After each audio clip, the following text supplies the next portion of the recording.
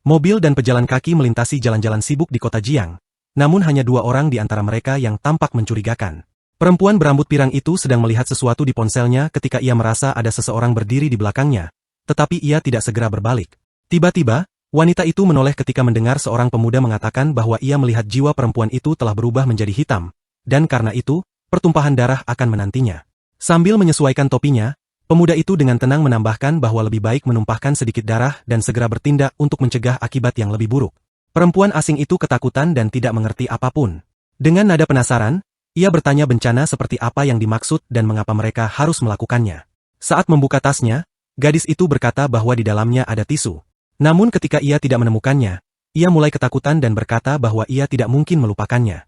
Tak lama kemudian, gadis cantik itu mulai berteriak dengan kata-kata kasar pada Ye Chen, mengatakan bahwa ia tidak berniat berkencan dengannya. Kini, pemuda itu benar-benar tidak mengerti.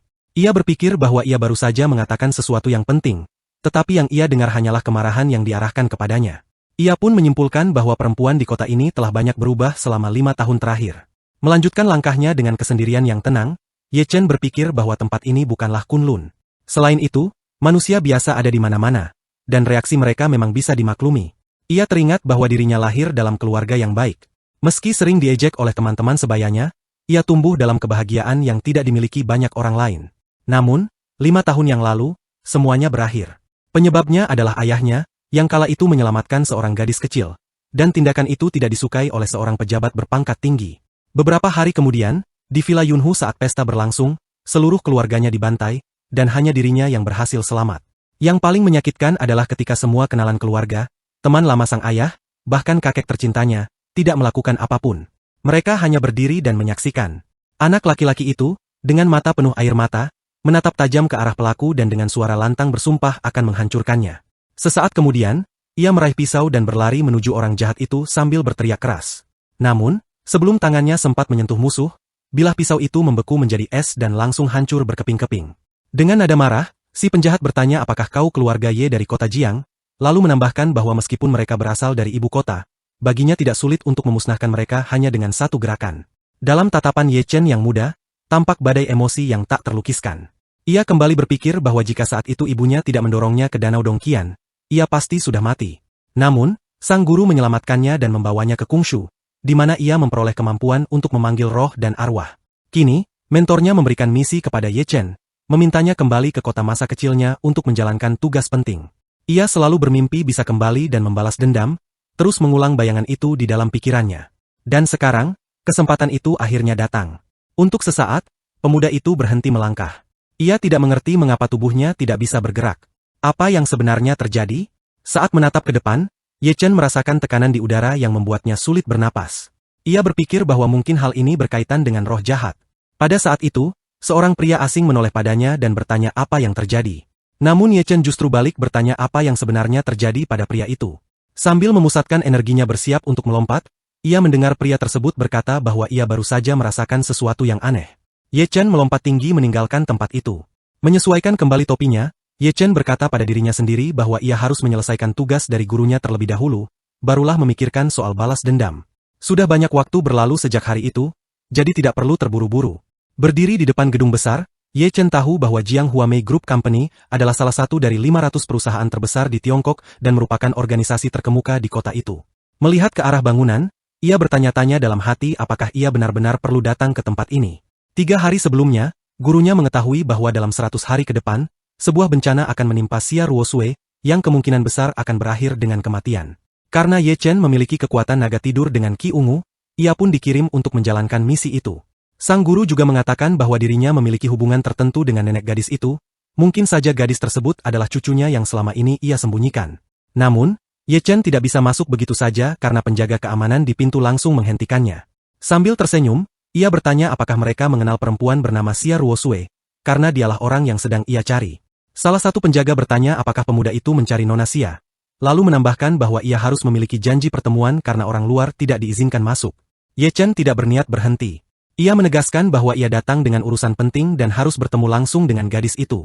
Ia masuk ke aula dan menunjuk ke arah sofa, mengatakan bahwa ia akan menunggunya di sana. Tiba-tiba, penjaga itu memegang bahunya dan berteriak agar ia tidak membuat alasan, karena majikan mereka tidak mungkin membuat janji dengan orang sepertinya. Sikap itu membuat Ye Chen tidak senang. Ia bertanya dengan nada dingin apa yang baru saja dikatakan padanya. Saat itu juga, sesuatu terjadi pada tubuhnya, sebuah perubahan yang membangkitkan kekuatannya sendiri. Ketika ia melangkah maju, dua penjaga itu langsung berlutut di belakangnya, tidak mengerti apa yang baru saja terjadi. Mereka saling bertanya-tanya bagaimana hal seperti itu bisa terjadi, bahkan merasa seolah mereka hampir mati.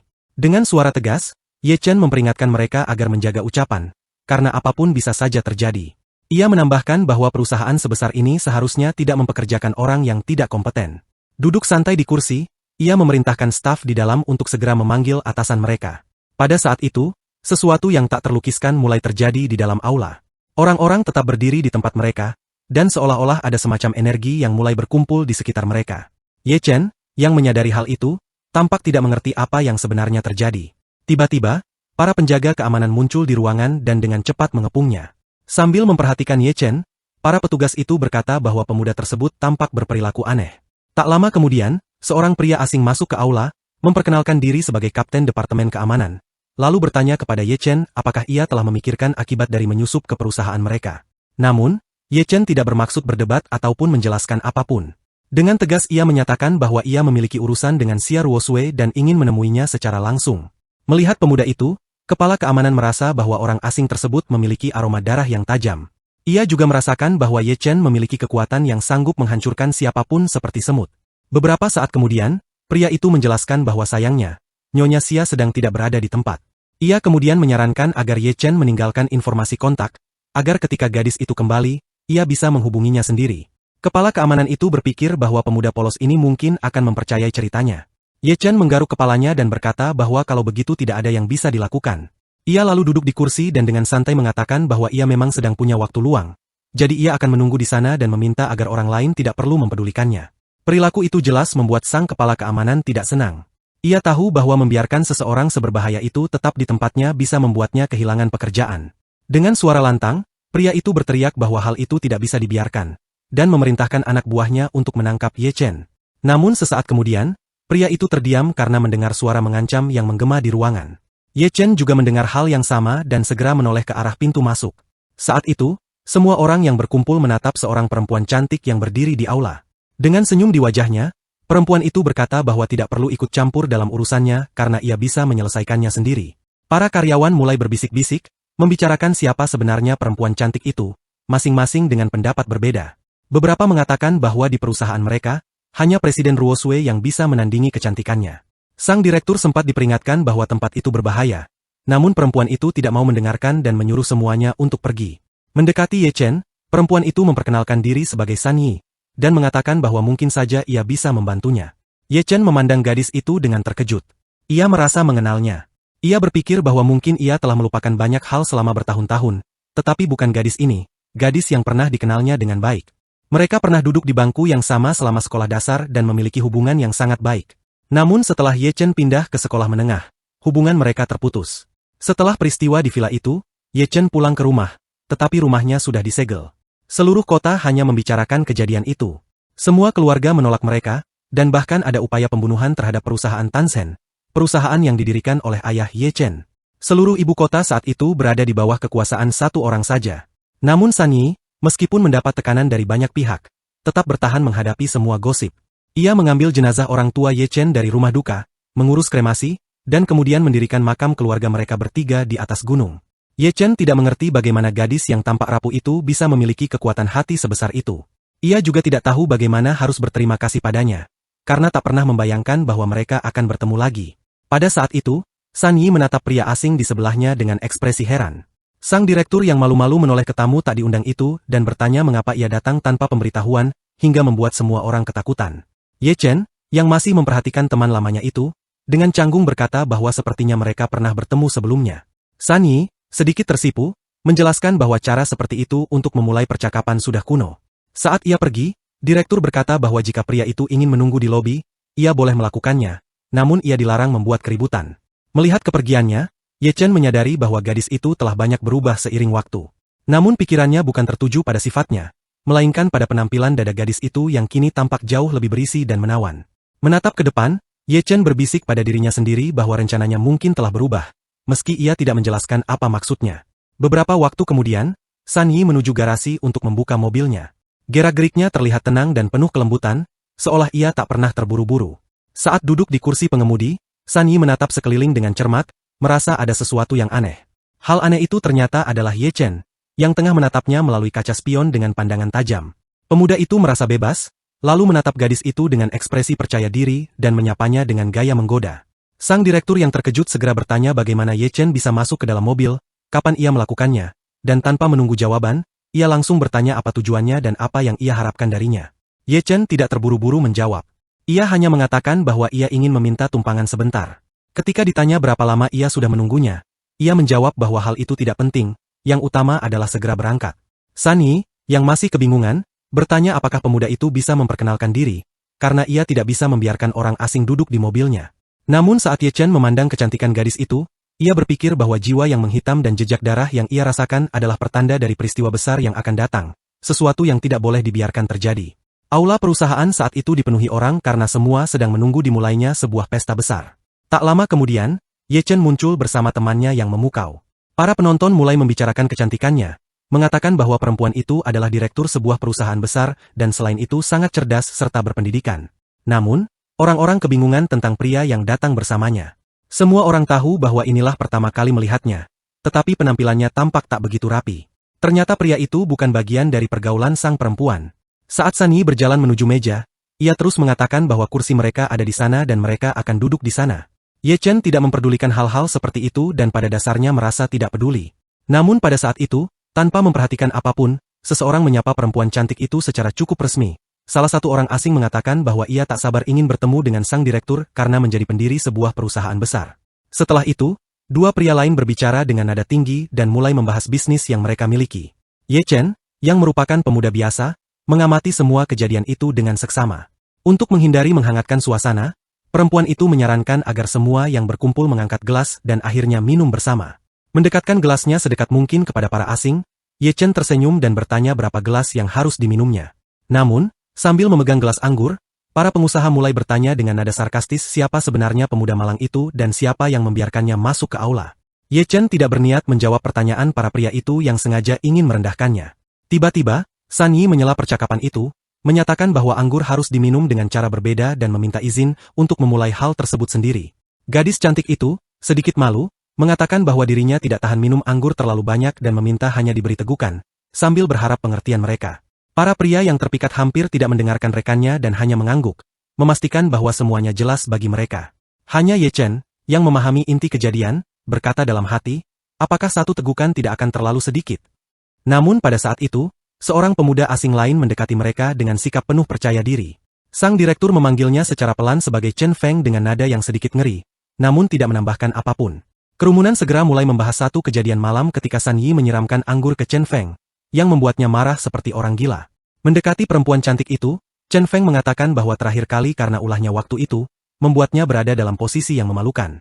Kini perempuan itu harus meminum seluruh botol anggur untuk menebus kesalahannya. Dengan nada marah, Chen Feng menambahkan bahwa ini bukan permintaan lagi, melainkan perintah nyata. San Yi mencoba keberatan dan mengatakan bahwa jika minum sebanyak itu ia akan menimbulkan masalah bagi orang lain, sehingga ingin membatasi diri pada satu gelas saja. Ia pun berpikir bahwa saat itu ia membuang minumannya terakhir kali karena curiga telah diberi obat. Sambil mendekat, si penjahat mengatakan sambil tersenyum bahwa ia telah memesan kamar suite untuk hari ini. Dengan mata berkaca-kaca memandang botol, sang direktur menyadari bahwa pria ini takkan membiarkannya tenang, dan teringat kasus-kasus di mana mahasiswi diberi minuman dan akhirnya dikerjai oleh pria jahat itu. Ia pun berusaha menolak permintaan Chen Feng. Penjahat itu berteriak padanya, memaki karena berani menolak perintah, lalu menambahkan bahwa bahkan Xia Ruosue pun tidak berani membangkang malam. Masih menatap botol dengan seksama, San Yi mengingat bahwa pria ini berasal dari keluarga biasa, putus sekolah lebih awal demi berbaur dalam masyarakat, dan berjuang mendapatkan posisi yang membuatnya berlebihan merasa penting. Namun meskipun perempuan itu menjadi direktur, dibandingkan putra keluarga berpengaruh tempatnya bekerja, posisi perempuan itu tidak berarti apa-apa. Chen Feng, masih memegang botol alkohol di tangannya, terdiam menunggu saat mereka menyerah padanya. Tiba-tiba, sesuatu terjadi yang tak diduga siapapun. Ye Chen meraih botol itu dan mengangkatnya tinggi agar semua orang bisa melihat. Pria yang marah mulai berteriak dan menghina pemuda itu. Lalu Chen Feng melihat lawannya memegang leher botol dengan erat dan mengayunkannya sekuat tenaga. Momen berikutnya, pemuda itu memukul penjahat itu sekuat yang ia mampu. Terduduk di lantai, bajingan itu mulai mengeluh kesakitan hebat dan bertanya siapa pemuda itu serta mengapa berani mengangkat tangan.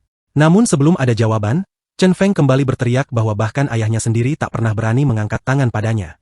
Ye Chen dengan sikap tenang mengingatkan bahwa tak ada yang berhak memaksa seorang perempuan minum alkohol jika perempuan itu menolak.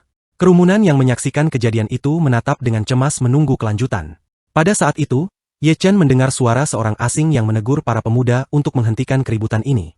Pria itu, menahan amarah, berbalik kepada Ye Chen dan menuntut agar anak itu segera dilepaskan. Kerumunan yang berkumpul terkejut dan tidak mengerti mengapa kepala keluarga Chen datang ke sini. Namun dari ekspresi di wajah mereka, jelas bahwa semua merasa tidak nyaman.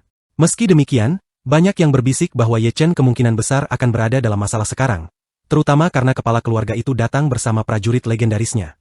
San Yi memikirkan hal serupa, berusaha mencari cara untuk keluar dari situasi saat ini. Namun ia menyadari bahwa hampir tidak mungkin melawan orang-orang tersebut. Perempuan yang berpikir itu ingin merancang suatu rencana, tetapi menyadari bahwa kemungkinannya kecil untuk berhasil. Hanya Ye Chen yang merasa paling percaya diri. Dengan perlahan, ia melepaskan tangan yang tadi menahan penjahat dengan erat. Pemuda itu menatap sang tetua dengan pandangan menelusuri, tanpa tergesa menarik kesimpulan. Ye Chen melihat bajingan Chen Feng itu berlari mendekati ayahnya, dan mulai berbicara dengan nada memprovokasi. Di sisi lain, orang tua berambut aneh itu tengah berpikir bahwa pemuda di hadapan mereka sepertinya seorang ahli bela diri kuno yang tidak bisa diremehkan. Chen Feng yang kesal mengeluh kepada ayahnya, mengklaim bahwa pemuda itu telah merebut pacarnya dan karenanya harus dihukum. Namun alih-alih mendapat dukungan, sang ayah justru berteriak kepada putranya, memerintahkan untuk meninggalkan ruangan itu segera. Berpaling kepada Ming Lao, pria itu bertanya bagaimana penilaian atas perilaku pemuda tersebut, sambil menunjuk pada Ye Chen. Orang bijak itu dengan yakin mengatakan bahwa anak itu kemungkinan besar adalah pendekar kuno. Dan meskipun masih muda, tidak akan butuh waktu lama baginya untuk mencapai kekuatan sejati. Ye Chen tak mengerti sepenuhnya apa yang dikatakan, lalu meneriakkan kepada temannya agar jangan takut dan percaya bahwa semua penjahat ini akan dihadapi. Namun sang tetua tidak tenang, terus bercerita tentang bagaimana dulu pernah terlibat dengan orang-orang yang seharusnya dihindari. Ye Chen menatap ke depan dengan intens, memberi kesan sedang berkonsentrasi pada sesuatu yang penting. Namun suasana itu tidak berlangsung lama karena sang tetua segera menuju tempat Ye Chen berada. Pemuda itu melihat pria itu berlari ke arahnya dan berusaha melepaskan pukulan keras untuknya. Dengan hanya sedikit gerakan ke samping, Ye Chen berhasil menghindari serangan tetua itu. Setelah itu dengan cepat ia menghujamkan pukulan keras ke wajah sang tetua, membuatnya terdorong ke belakang. Si penyerang terkapar menerima pukulan keras Ye Chen, sementara orang-orang yang menyaksikan kejadian itu terkejut, tidak menyangka pemuda itu dengan mudah menjatuhkan master legendaris itu. Dengan santai, Ye Chen berkata siapa lagi yang ingin mengalami nasib yang sama seperti kakek itu. Ayah Cheng Feng dan orang-orangnya sangat terpukul melihat master mereka dibuat terkapar tidak berdaya oleh pemuda itu. Lau Ming, tetua itu, bangkit dan dengan terbata bertanya siapa pemuda yang mengalahkannya itu. Sambil tersenyum sinis, Ye Chen mengabaikan pertanyaan pria tua itu. Berkata bahwa mereka tidak perlu tahu siapa dirinya. Sesaat kemudian ia mengeluarkan tekanan energi besar yang membuat Lau Ming dan para penjahat itu berteriak kesakitan. Mereka bertanya-tanya apa yang sedang terjadi pada mereka. Ye Chen dengan langkah santai lalu mendekati kepala keluarga Chen. Dia teringat bahwa keluarga Chen juga berperan pada kehancuran keluarga Ye. Dengan tatapan mata yang sangar ia mengancam pria yang mulai ketakutan itu. Dengan satu kali teriakan ketakutan, Chen Zhengguo memerintahkan anak buahnya untuk segera menyerang Ye Chen. Tanpa menunggu lama, para anak buah langsung menerjang mengepung pemuda itu dari segala sisi. Namun, tak butuh waktu lama, dengan satu kali hentakan semua pria penyerang itu terpental berjatuhan dan terkapar tak bergerak. Melihat seluruh anak buahnya berjatuhan tak berdaya, Chen Zhengguo dan anaknya segera berlutut di hadapan Ye Chen meminta pengampunan. Namun, dengan tatapan mata mengerikan, Ye Chen berseru bahwa ada hutang yang harus mereka lunasi. Namun Yen tidak sempat berbuat apapun karena saat itu seorang polisi wanita menjerit begitu keras, hingga membuat semua orang yang hadir nyaris tuli. Menunjuk ke arah Ye Chen, petugas itu meminta pemuda tersebut segera menjauh dari orang-orang yang tergeletak di lantai di sampingnya. Namun, sesaat kemudian, wanita itu terdiam seolah kehilangan kata, menatap kosong ke satu titik. Ia terkejut melihat keluarga Chen berada di dekat sana, tidak memahami bagaimana hal seperti itu bisa terjadi. Sementara itu, kepala keluarga merasa seolah keselamatan telah datang dalam wujud polisi wanita itu. Ia berharap pemuda itu akan dihukum seberat-beratnya sesuai hukum yang berlaku. Namun ternyata Ye Chen sama sekali tidak peduli, berdiri di tempatnya dan tetap melakukan hal yang sama. Sekali lagi, polisi wanita itu memalingkan pandangan ke arah lain namun tetap diam. Ia sadar bahwa bukan hanya keluarga Chen yang terlibat dalam peristiwa itu, tetapi juga seorang pejuang kuno, sesuatu yang membuatnya semakin tidak mengerti. Gadis itu sama sekali tidak tahu siapa sebenarnya pemuda yang berdiri di depannya. Begitu pula ia tidak memahami bagaimana pemuda itu mampu membuat semua orang terjatuh ke tanah. Sambil menyentuh kepalanya dan memikirkan keluarga Chen, Ye Chen hendak memutuskan apa yang harus dilakukan selanjutnya. Namun ia tidak terburu-buru. Sebaliknya, ia menoleh pada petugas polisi itu dan menjelaskan bahwa pria di hadapannya telah melecehkan seorang wanita dari keluarga bangsawan, dan dirinya telah membela wanita itu dengan gagah berani. Karena itu, seharusnya petugas tersebut dapat memahami keadaan dengan benar. Sambil menggenggam senjatanya, gadis itu berteriak agar Ye Chen segera melepaskan pria terhormat tersebut. Jika tidak, ia akan menembak. Namun Ye Chen berkata bahwa di depan mereka ada seorang kapten wanita, sesuatu yang cukup mengejutkan.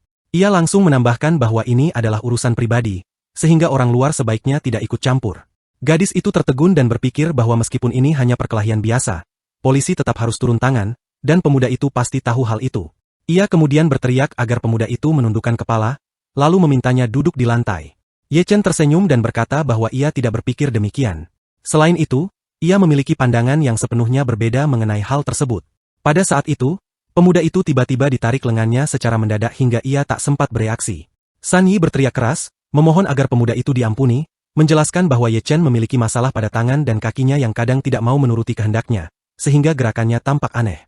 Mendekat sedekat mungkin ke arah Ye Chen, gadis itu memintanya untuk tetap di tempat.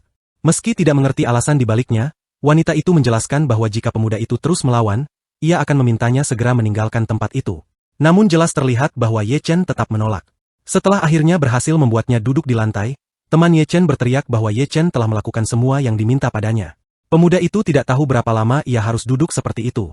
Namun gadis itu berkata bahwa semuanya telah ia rencanakan dengan sangat rinci, jadi Ye Chen hanya perlu menunggu. Beberapa saat kemudian, ia menambahkan bahwa mereka hanya perlu pergi ke kantor dan menulis pernyataan bahwa mereka tidak terlibat dalam kejadian tersebut. Mendengarkan semua itu, Ye Chen berkata bahwa ia sama sekali tidak peduli dengan apa yang terjadi, karena ia bisa saja bangkit, berbalik, dan pergi kapanpun ia mau. Beberapa waktu kemudian, asisten kapten datang ke kantor dan melapor bahwa mereka telah meninjau rekaman dari kamera pengawas hotel setidaknya 10 kali, dan tampaknya Ye Chen memang bertindak untuk membela diri karena tidak ada bukti yang menunjukkan sebaliknya. Sang kapten menatap lurus ke depan, tampak tidak percaya dengan apa yang ia dengar. Ia kemudian bertanya mengapa satu rekaman dari kamera pengawas tidak dapat diputar, berharap ada sesuatu yang menarik di sana. Tak lama kemudian, asisten itu menyarankan agar kapten melihat rekaman tersebut sendiri, memperlihatkan bagaimana pria tua itu yang pertama kali mendekati Ye Chen. Terlihat jelas bahwa pria itu memang mengancam Ye Chen, namun pada adegan berikutnya, entah bagaimana, pria itu sudah tergeletak di lantai tanpa tahu apa yang terjadi padanya. Gadis itu mulai berpikir keras sambil berbicara pelan, meski sulit baginya. Ia berpikir bahwa mereka telah merespons dengan cukup cepat, namun ada kemungkinan seseorang telah menghapus rekaman lain. Alasannya adalah, di balik sosok asing itu, mungkin tersembunyi kepribadian luar biasa yang tak pernah disangka siapapun.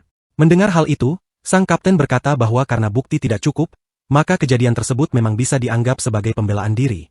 Berdiri di depan kantor polisi tempat San Yi baru saja dibebaskan, gadis itu dengan gembira berkata bahwa ternyata ia benar, dan betapa baiknya bahwa mereka telah melakukan semuanya sesuai dengan rencananya. Ia bahagia bukan hanya karena hal itu, tetapi juga karena cuaca di luar sedang sangat indah.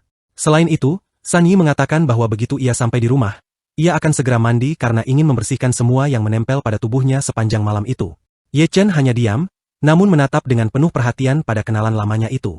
Ia tahu bahwa keluarga Chen merupakan ancaman besar bagi wanita cantik itu, dan juga menyadari bahwa jika ia meninggalkan kota, gadis itu akan mulai mengalami masalah. Ye Chen ingin menemukan waktu dan kesempatan untuk menghadapi para pembencinya tersebut. Alasannya juga karena ia selalu merasakan aura bahaya yang tak dapat dijelaskan setiap kali berhadapan dengan Ye Chen. Pada saat itu, gadis itu menyadari tatapan tajam Ye Chen, dan merasa heran mengapa pemuda itu menatapnya dengan begitu serius. Ye Chen tidak berniat menjelaskan apapun dan hanya menanyakan di mana gadis itu tinggal, dengan alasan bahwa ia ingin mengantarnya pulang.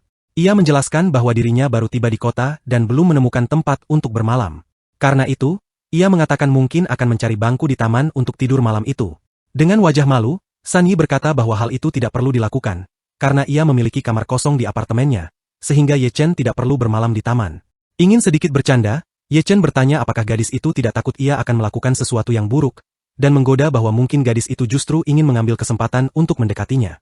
Namun, ketika mereka berjalan di sepanjang jalan, keduanya mulai bercanda tentang hal itu, meskipun mereka sama-sama tahu tidak ada sedikit pun kebenaran di balik kata-kata tersebut.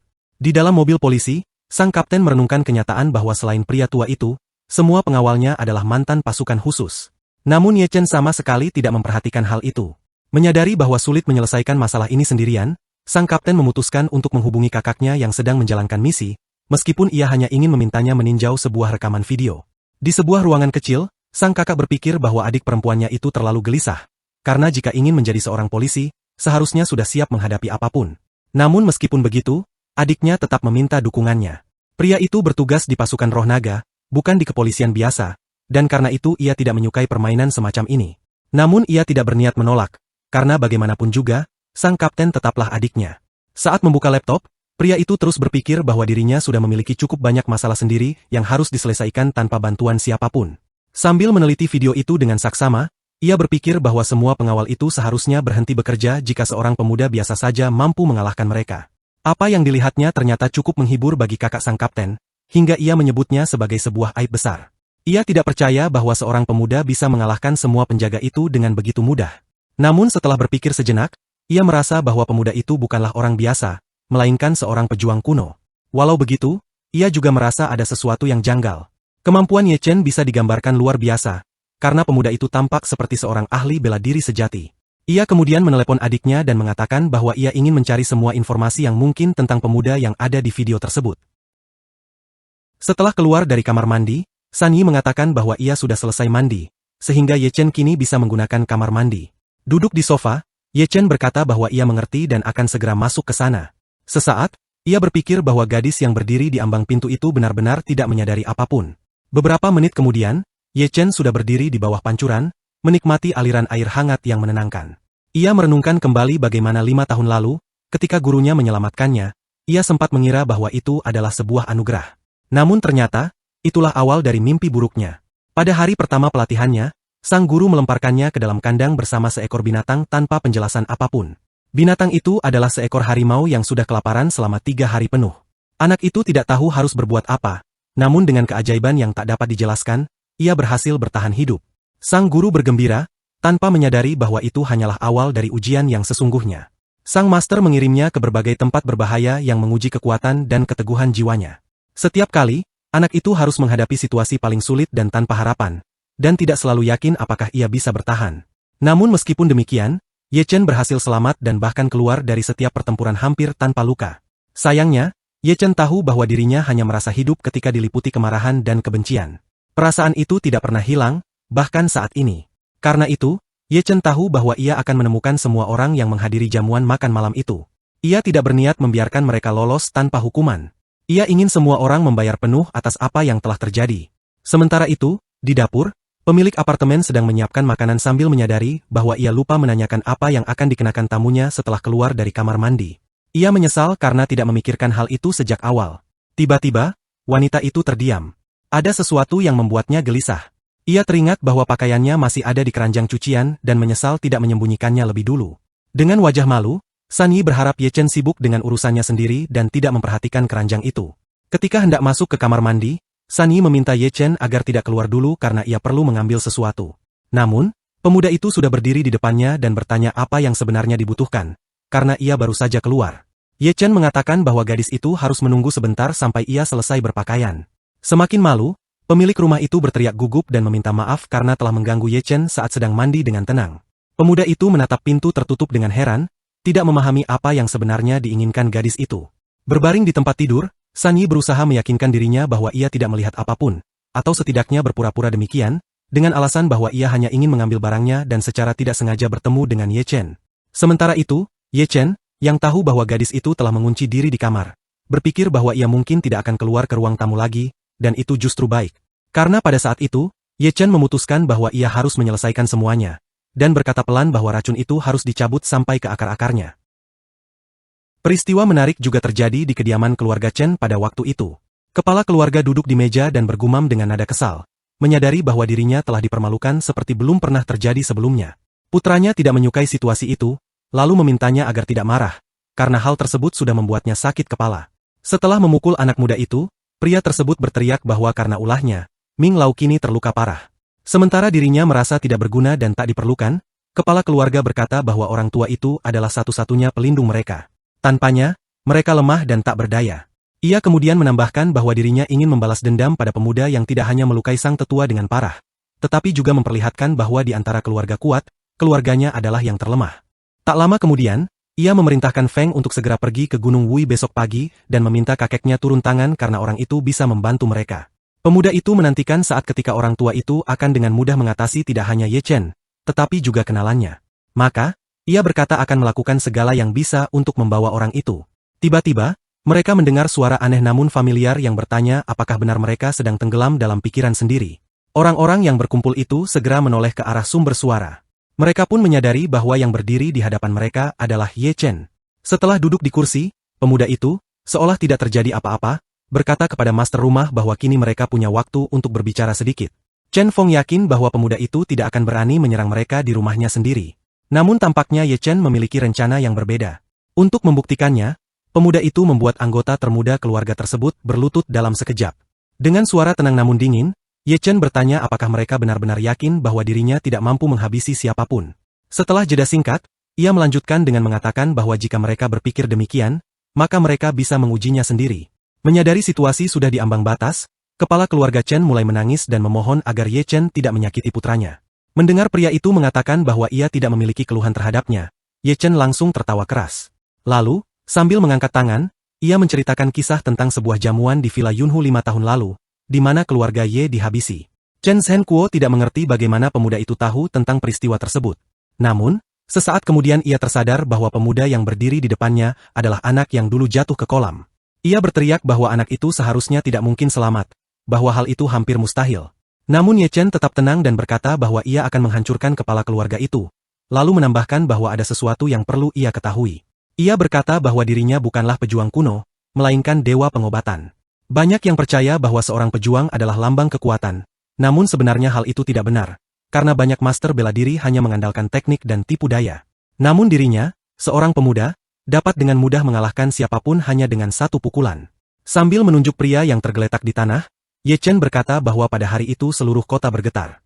Di sisi lain, Chen Yuanli, anggota keluarga Chen yang selama ini berada di pegunungan, tidak memahami apa yang terjadi pada keluarganya. Ia merasa ada sesuatu yang salah, namun sulit mempercayai bahwa Chen Zhenkuo telah mati. Ia bertanya siapa orang berani yang telah menghabisi keluarganya dari ibu kota. Dengan amarah yang meluap, Chen Yuanli bersumpah akan melakukan segalanya untuk membalas dendam pada orang yang berani menghancurkan keluarga mereka. Sementara itu, Ye Chen duduk di kamarnya, mengisi tubuhnya dengan energi sekaligus memutuskan diri dari gema dunia luar. Ternyata, pemuda itu tidak melihat atau mendengar apapun, meskipun memiliki firasat yang kuat. Ia menyadari bahwa aura Huaxia terlalu lemah dan tidak selaras dengan tempat ini, sehingga ia perlu berlatih sekeras mungkin. Ketika meraih sebuah batu kecil, ia berkata bahwa seminggu lagi adalah peringatan kematian orang tuanya, jadi ia harus mengunjungi mereka. Ia menambahkan bahwa ayahnya memberinya batu hitam itu saat ulang tahunnya yang ke-10. Namun hingga kini, ia masih tidak tahu apa pentingnya benda tersebut. Ye Chen tahu bahwa di bagian belakang batu itu terdapat tulisan aneh yang tampak seperti ditulis dengan darah. Namun sesaat kemudian, sesuatu yang tak dapat dijelaskan terjadi. Batu itu melayang keluar dari tangannya dan tampak menyala di udara. Pandangan Ye Chen mulai kabur, kepalanya berputar hebat. Ia menyadari bahwa dirinya tidak akan bertahan lama dan bisa saja kehilangan kesadaran kapan saja. Namun 1 detik kemudian, sesuatu yang tak terduga terjadi. Ye Chen mendapati dirinya berada di pemakaman, di antara banyak makam dan pedang yang tertancap di tanah. Ia berusaha bangkit dan mencoba memahami apa yang terjadi, tetapi kepalanya terasa sakit hingga sulit berpikir jernih. Saat menatap sekeliling, ia melihat bahwa seluruh area diselimuti kabut hitam. Baru 1 menit berlalu, tetapi ia sudah merasa ada yang tidak beres karena ketakutan membeku di matanya. Melihat sekeliling, Ye Chen menyadari bahwa sesuatu yang aneh dan tak dapat dijelaskan sedang terjadi, dan ia bahkan tidak tahu bagaimana dirinya bisa sampai di tempat itu. Energi yang tak dikenal terasa memancar dari segala arah, namun asalnya tetap misterius. Saat itu, Ye Chen melihat sosok aneh yang berkata bahwa dengan usia hidup yang masih muda, ia berani memasuki makam reinkarnasi. Sosok itu menambahkan bahwa penyusup sepertinya bahkan tidak akan mampu memindahkan batu nisan, meski Ye Chen tidak tahu mengapa ia harus melakukannya. Makhluk itu menatap tajam wajah pemuda yang membeku karena panik, lalu berkata bahwa jika ia ingin hidup, sebaiknya tidak berlama-lama di tempat itu. Ia harus segera pergi secepat mungkin. Ye Chen tidak memahami apa yang terjadi selanjutnya, tetapi saat membuka mata, ia menyadari bahwa dirinya berada di kamar tidur. Melompat berdiri di tempat, Ye Chen mencoba memahami apa yang baru saja terjadi padanya. Sambil memegangi kepalanya, pemuda itu kembali mengatakan pada dirinya sendiri bahwa kepalanya terasa seperti terbelah. Padahal, ia sama sekali tidak meminum setetes pun alkohol. Sambil memegang batu peninggalan orang tuanya, Ye Chen bertanya-tanya apakah ini yang sebenarnya dimaksud oleh orang tua misterius itu. Ia tahu bahwa jika ia memikirkannya dengan serius sampai kekuatannya mencapai ambang tertentu, maka ia mungkin bisa memindahkan lempengan itu. Meskipun semua itu terasa seperti omong kosong. Mengingat tempat aneh itu, Ye Chen menyadari bahwa di pemakaman reinkarnasi, setiap batu nisan berisi 1 jiwa, yang berarti ada 100 jiwa di sana. Begitu ia mulai memikirkan hal itu, terdengar ketukan di pintu. Ternyata, itu adalah kenalan barunya yang mengatakan bahwa sudah waktunya bangun. Gadis cantik itu dengan ceria memberitahu bahwa ia sedang sarapan dan menunggunya di dapur karena meja sudah tertata rapi. Ye Chen tidak ingin menahan gadis itu yang tampak lapar. Jadi ia segera menjawab bahwa dirinya akan segera datang. Namun sebelum berdiri, ia kembali teringat pada pemakaman tempat ia berada dalam keadaan yang tak bisa dijelaskan. Beberapa menit kemudian, Ye Chen sudah duduk di meja yang sama bersama San Yi, yang belum mengucapkan sepatah kata pun sejak pagi. Jelas terlihat bahwa sang pemilik rumah telah berusaha keras karena beragam hidangan lezat tersaji di depannya. Sambil tersenyum, Ye Chen mengakui bahwa gadis itu sangat memperhatikannya hingga ia bahkan enggan meninggalkan rumahnya. Dengan nada ringan, ia menambahkan bahwa ia bisa membantu mencuci piring dan memasak, lalu mengatakan bahwa akan menarik untuk melihat tanggapan gadis itu. Sambil berkedip-genit pada tamunya, San Yi tertawa dan mengatakan bahwa rumahnya memiliki lantai berpemanas yang ia nyalakan saat musim dingin, sehingga siapapun pasti betah dengan kehangatannya.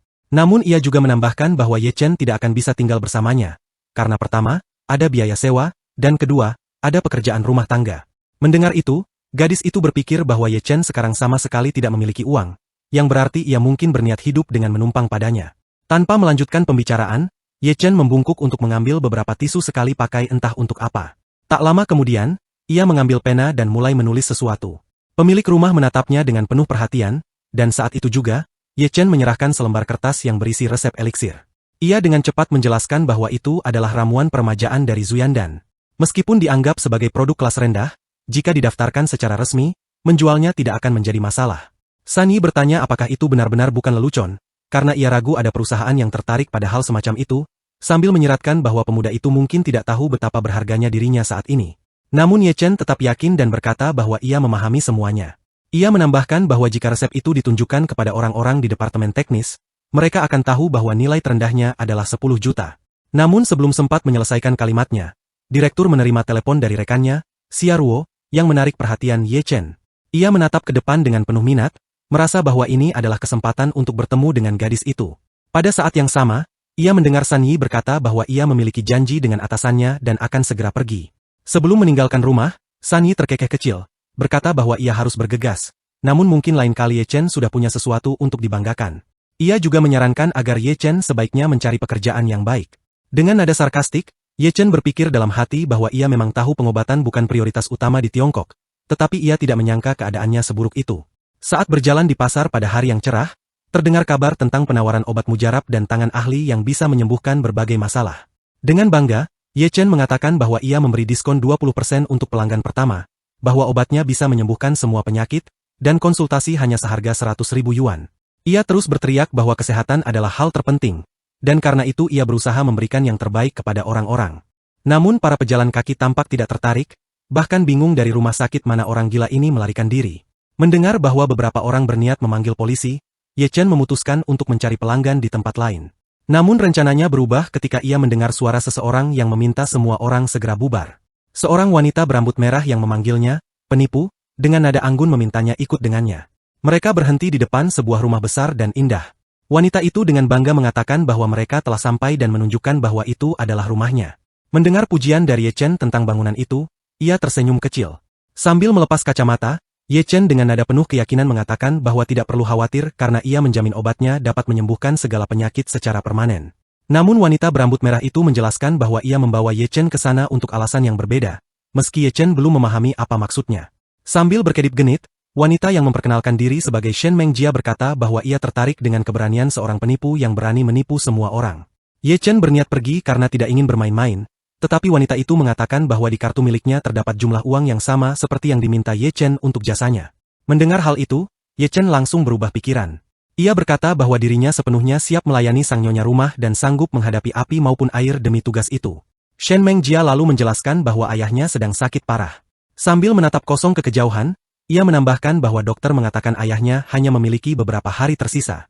Ia juga mengungkapkan bahwa orang tuanya selalu hidup dalam keharmonisan, dan ia takut ibunya akan melakukan hal bodoh setelah kehilangan suaminya. Gadis itu kemudian menjelaskan bahwa ia ingin Ye Chen berpura-pura menjadi tabib ilahi dan membawa sang ayah untuk menjalani perawatan selagi masih hidup. Mendengar bahwa hal itu akan membantu ibunya menghadapi kehilangan dengan lebih mudah, Ye Chen menyadari bahwa permintaan itu memang masuk akal. Sambil tersenyum, Ye Chen berpikir bahwa kehadirannya di tempat itu ternyata bukan tanpa alasan. Dan kali ini, urusannya benar-benar berbeda. Ye Chen berkata dengan lantang bahwa gadis itu bisa mempercayainya sepenuhnya, karena ia akan menyelesaikan tugas yang diberikan. Saat itu, Shen Jia menjelaskan bahwa jika pemuda itu tidak setuju, maka ia akan memanggil polisi. Ketika ia masuk ke dalam rumah, ia mendengar pelayan menyambutnya dengan gembira.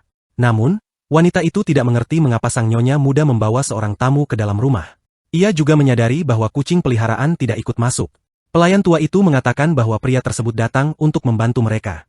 Khawatir bahwa pria itu mungkin akan merusak segalanya, Shen Jia kembali mengingatkan bahwa mereka sudah membuat kesepakatan. Hanya beberapa menit berlalu, dan para pemuda itu sudah berada di kamar ayah mereka yang sedang sakit. Saat gadis itu mencoba berbicara dengan sang tamu, Ye Chen berpikir bahwa keadaan sebenarnya sangat buruk. Ia memperhatikan segalanya dengan cermat, meyakini bahwa pria tua itu sudah hampir meninggal dan para dokter tidak dapat menolongnya lagi. Udara kematian sudah memenuhi dada sang pasien, dan energi kehidupan perlahan meninggalkan kepalanya. Tidak ada lagi yang bisa menyelamatkan keluarga itu. Shen Jia menjelaskan bahwa sebulan yang lalu, ayahnya didiagnosis menderita kanker paru-paru stadium lanjut. Ia sudah menjalani perawatan di luar negeri, namun tidak membawa hasil apapun. Setelah itu, dokter lokal memeriksanya dan dengan sedih menyatakan bahwa tidak ada harapan. Sambil menggenggam tangan pemuda itu, gadis tersebut sekali lagi memintanya untuk menyembunyikan semua informasi ini dari ibunya, menambahkan bahwa ia akan membayar berapapun biayanya. Saat itu, seorang wanita masuk ke dalam ruangan dan berbicara kepada putrinya. Dengan air mata di mata, sang ibu yang kelelahan mengatakan bahwa dokter telah memberitahunya segalanya, dan ia sama sekali tidak tahu bagaimana harus hidup tanpa suaminya. Shen Jia menjadi marah mendengar hal itu. Ia menganggap dokter itu sebagai pengkhianat karena telah berjanji untuk merahasiakan semuanya. Tiba-tiba, Shen Menglong masuk ke kamar dengan nada angkuh, mengatakan bahwa tidak ada gunanya menipu ibu mereka karena wanita itu sudah mengerti semuanya dengan jelas. Pria berambut pirang itu berbicara dengan nada sarkastik, mengatakan bahwa ia sudah mengatur segalanya dan pemakaman akan dilangsungkan di tempat yang indah. Mendengar itu, Shen Jia segera memarahi saudaranya, mengatakan bahwa ibu mereka sudah sangat terpukul, dan ia malah menambah penderitaannya. Namun, Shen Menglong memiliki pandangan sendiri. Ia menyatakan bahwa ayah mereka sudah cukup menderita, dan kematian akan menjadi pembebasan sejati baginya. Wanita yang berduka itu tidak ingin mendengar apapun. Ia terus mengulang bahwa jika suaminya meninggal, ia akan melakukan sesuatu terhadap dirinya sendiri. Saat itu, Ye Chen berpikir bahwa ketika kepala keluarga meninggal, uang warisan akan dibagi di antara 3 anggota keluarga. Namun, jika sang ibu juga meninggal, maka Shen Menglong yang lancang itu akan mendapatkan semuanya. Shen Jia berteriak putus asa, mengatakan bahwa saudaranya tidak akan pernah menjadi kepala keluarga karena ayah mereka tidak akan mengizinkannya. Ia juga menegaskan bahwa Shen Menglong tidak memiliki hati nurani sama sekali setelah mengatakan hal seperti itu. Pemuda berambut pirang itu membentak balik, menyebut saudarinya bodoh karena tidak memahami apapun, dan menambahkan bahwa ibu mereka sendiri sebenarnya sudah ingin ayah mereka pergi. Saat itu, pria pirang yang marah berkata dengan tajam bahwa jika gadis itu berani mengatakan hal seperti itu lagi, ia akan mendapat masalah besar. Melihat hal itu dari samping, Ye Chen segera memukul pria jahat itu, mengatakan bahwa orang tua itu masih hidup, sementara mereka sudah merencanakan pemakamannya. Dengan tegas, Ye Chen berkata bahwa tindakan seperti itu sangat tidak pantas dan menunjukkan rasa tidak hormat di antara keluarga sendiri. Wanita yang beberapa menit lalu menangis kini terkejut oleh apa yang terjadi. Dokter yang berdiri di dekatnya menoleh dan bertanya kepada Ye Chen, apakah ia baru saja memukul calon kepala keluarga. Mengangkat tangannya, Ye Chen dengan tegas menyatakan bahwa ia hanya membutuhkan 10 juta. Jika diberikan jumlah itu, ia berjanji bahwa Tuan Shen akan segera pulih sepenuhnya dan melupakan penyakitnya untuk selamanya. Seluruh keluarga berkumpul di lorong, tampak seperti sedang mendiskusikan sesuatu dengan serius. Wanita yang ketakutan itu kembali menangis. Ia 2 kali menanyakan apakah dokter muda itu benar-benar bisa menyelamatkan kepala keluarga, dan setelah mendengar jawaban yakin, ia mempercayainya, sebab pemuda itu tampak bukan orang baru dalam profesinya. Gadis berambut merah itu menambahkan dengan senyum lembut bahwa Ye Chen adalah kenalannya sejak lama. Ia tahu apa yang ia bicarakan, dan jika berjanji untuk menyembuhkan, maka ia pasti akan menepatinya. Pada saat yang sama, dokter itu berbicara dengan nada ragu kepada Shen Menglong, mengatakan bahwa mereka mungkin telah membawa seorang penipu yang tidak akan mampu menepati janjinya. Shen Menglong dengan sombong menjawab bahwa ia akan dengan mudah mengirim penipu itu ke penjara, dan setelah ayahnya meninggal, ia sudah menganggap dirinya sebagai orang kaya. Sementara itu, Ye Chen dibiarkan sendirian bersama sang pasien di kamar tidur. Bagi pemuda itu, yang awalnya menganggap semua ini sebagai permainan, kini situasinya berubah menjadi masalah kehormatan. Ia menegaskan kepada dirinya sendiri bahwa sejak takdir mempertemukan mereka, maka ia wajib membantu pria itu untuk sembuh. Ia tahu bahwa pengetahuan tentang pengobatan Tongyan yang diajarkan oleh gurunya sudah cukup untuk menarik sang pasien dari gerbang kematian. Dalam sekejap, ia mulai melafalkan mantra, dan hal-hal aneh yang hampir bersifat mistis mulai terjadi di dalam ruangan. Ye Chen terus-menerus memanggil pasiennya, memintanya untuk segera bangkit dan melawan kematian. Ia melihat aura negatif mulai keluar dari tubuh pria itu, dan menyadari bahwa proses penyembuhan telah dimulai. Ia tahu bahwa tubuh sang pasien diselimuti energi kematian dan jalur meridiannya tersumbat, membuat kematian tampak tak terhindarkan. Sekilas tampak bahwa semuanya sudah berakhir, namun Ye Chen tidak berniat menyerah. Alasannya sederhana, sang pasien masih memiliki denyut nadi, yang berarti masih ada sedikit kesempatan untuk membawanya kembali hidup. Semua proses ini membutuhkan kekuatan besar, tetapi ia sudah siap. Ia terus memanggil pasiennya berulang kali, memintanya untuk bangkit, melawan penyakit, dan jangan menyerah. Tiba-tiba, sesuatu yang tidak terduga terjadi. Saat itu, energi ki kematian meledak keluar. Tugas utama Ye Chen sekarang adalah menangkap energi itu dan menetralkannya. Ia sudah pernah menghadapi hal serupa sebelumnya, sehingga ia mampu menahan energi itu dengan cengkeraman maut. Mengatasi energi negatif itu hanyalah soal teknik, meski keberhasilannya juga sangat bergantung pada kekuatan dan daya tahan tubuh pasien. Selama beberapa waktu, energi negatif itu masih berusaha menguasai tubuh sang pria. Namun setelah beberapa menit, Ye Chen jatuh ke atas ranjang karena kelelahan. Dengan suara lemah, ia berkata pelan bahwa menghabisi seseorang jauh lebih mudah daripada menyelamatkannya. Ia sama sekali tidak menyangka bahwa proses penyembuhan itu akan menguras begitu banyak energi darinya, dan ia menyadari bahwa dirinya perlu berlatih lebih keras lagi. Saat keluar dari kamar, Ye Chen yang letih menjelaskan kepada semua orang yang berkumpul bahwa semuanya telah berjalan dengan baik dan kepala keluarga akan segera sadar. Para wanita segera mengucapkan terima kasih kepada penyelamat mereka, hampir tidak percaya bahwa mereka benar-benar akan melihat seseorang yang sepenuhnya sehat. Sang pemilik rumah menyerahkan kartu kredit kepada pemuda itu, mengatakan bahwa ia pantas menerima uang tersebut dan memberinya kata sandi. Namun, begitu kartu itu diberikan kepada Ye Chen, pria berambut pirang itu buru-buru mencegatnya, mengatakan bahwa tidak perlu terburu-buru membayar. Sambil menggenggam kartu itu, pria muda itu dengan kasar berteriak bahwa ayahnya berada pada tahap akhir penyakitnya, dan karena itu tidak ada yang bisa menyembuhkannya. Sambil menunjuk ke arah Ye Chen, Shen Menglong menegaskan bahwa seharusnya mereka memastikan hasilnya terlebih dahulu, yang pada saat itu belum ada, baru setelah itu menghamburkan uang. Ye Chen tidak menyukai perlakuan tidak tahu malu semacam itu, dan segera menahan tangan pria lancang itu. Dengan tenang, Ye Chen berkata bahwa ia telah memperoleh uang itu sebagai biaya konsultasi, namun menambahkan bahwa kepala keluarga memang akan sadar kembali, hanya saja untuk 3 hari saja. Setelah jeda singkat, ia menambahkan bahwa ia tetap akan mengambil uang itu, dan jika perlu, keluarga bisa menghubunginya dalam 3 hari ke depan. Pemuda itu merasa sangat yakin pada dirinya sendiri, dan kepercayaan diri itu bukanlah kesombongan kosong, melainkan keyakinan kuat pada kemampuannya. Meskipun begitu, ia juga mengatakan bahwa jika dalam waktu itu tidak ada yang datang menemuinya, maka kepala keluarga akan segera meninggal. Pada saat itu, gadis berambut merah mendengar suara berderit dan menoleh ke arah asal suara tersebut. Semua orang yang hadir melihat kepala keluarga berjalan keluar dari kamar dengan kakinya sendiri. Pria pirang itu menatap ayahnya dengan ketakutan, seolah melihat hantu, tidak percaya bahwa hal seperti itu mungkin terjadi. Tuan Shenhai kemudian berkata bahwa ia tahu siapa dokter yang telah menyembuhkannya. Setelah itu, ia mulai berterima kasih kepada putrinya karena telah membawa pemuda luar biasa itu kepadanya. Mendengar ayahnya memuji saudaranya atas perbuatan baiknya, pria pirang itu berkata bahwa sekarang mereka adalah satu keluarga.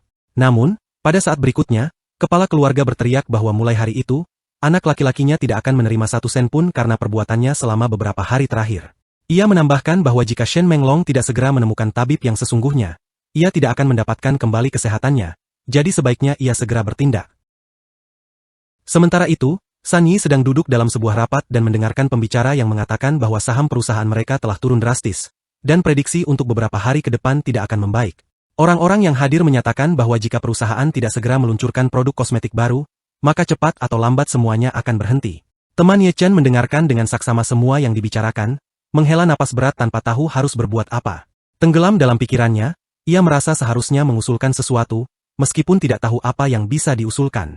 Untuk sesaat, ruang rapat menjadi sunyi ketika semua orang memikirkan solusi yang mungkin. Gadis itu biasanya memiliki ide-ide menarik, tetapi kali ini bukan saatnya bagi gagasan brilian muncul di benaknya. Ia justru semakin terganggu oleh rasa gatal aneh yang tiba-tiba muncul di bagian dadanya. Menyadari bahwa ia bisa menggaruknya dengan lembut, wanita itu mulai melakukannya. Namun, San Yi tiba-tiba sadar bahwa penyebab gatal itu bukan iritasi atau alergi, melainkan secarik catatan dari Ye Chen yang entah bagaimana terselip di bawah gaunnya. Ketika membacanya, sang direktur tidak memahami bagaimana resep seperti itu bisa bernilai 10 juta, dan ia mengira pemuda itu hanya sedang bercanda. Tenggelam dalam pikirannya sendiri, wanita itu tidak menyadari saat seseorang tiba-tiba meraih kertas itu dari tangannya. Orang asing itu langsung menyatakan bahwa semua orang pasti tertarik mengetahui apa yang disembunyikan direktur mereka begitu dekat di dadanya. Saat membaca resep eliksir itu, pegawai tersebut mengejek dan bertanya apa maksudnya. Namun, Suna tidak berhenti di situ. Ia menyatakan bahwa direktur telah menerima kertas itu dari seseorang dan kini menyimpannya seperti benda berharga. Setelah itu, ia mulai menghina wanita itu, mengatakan bahwa kemungkinan besar ada hubungan asmara yang terlibat. San Yi tidak berniat menyerah begitu saja. Ia membalas dengan sindiran tajam dan bahkan mempermalukan rekannya itu. Pegawai tersebut, yang merasa tidak bersalah, kemudian berteriak bahwa sampah itu seharusnya segera dibuang. Semua orang di ruang rapat memperhatikan dengan seksama saat Suna merobek resep itu menjadi potongan-potongan kecil dalam sekejap mata. Untuk membuat rekan kerjanya semakin kesal, ia menebarkannya tepat di depan wajah San Yi.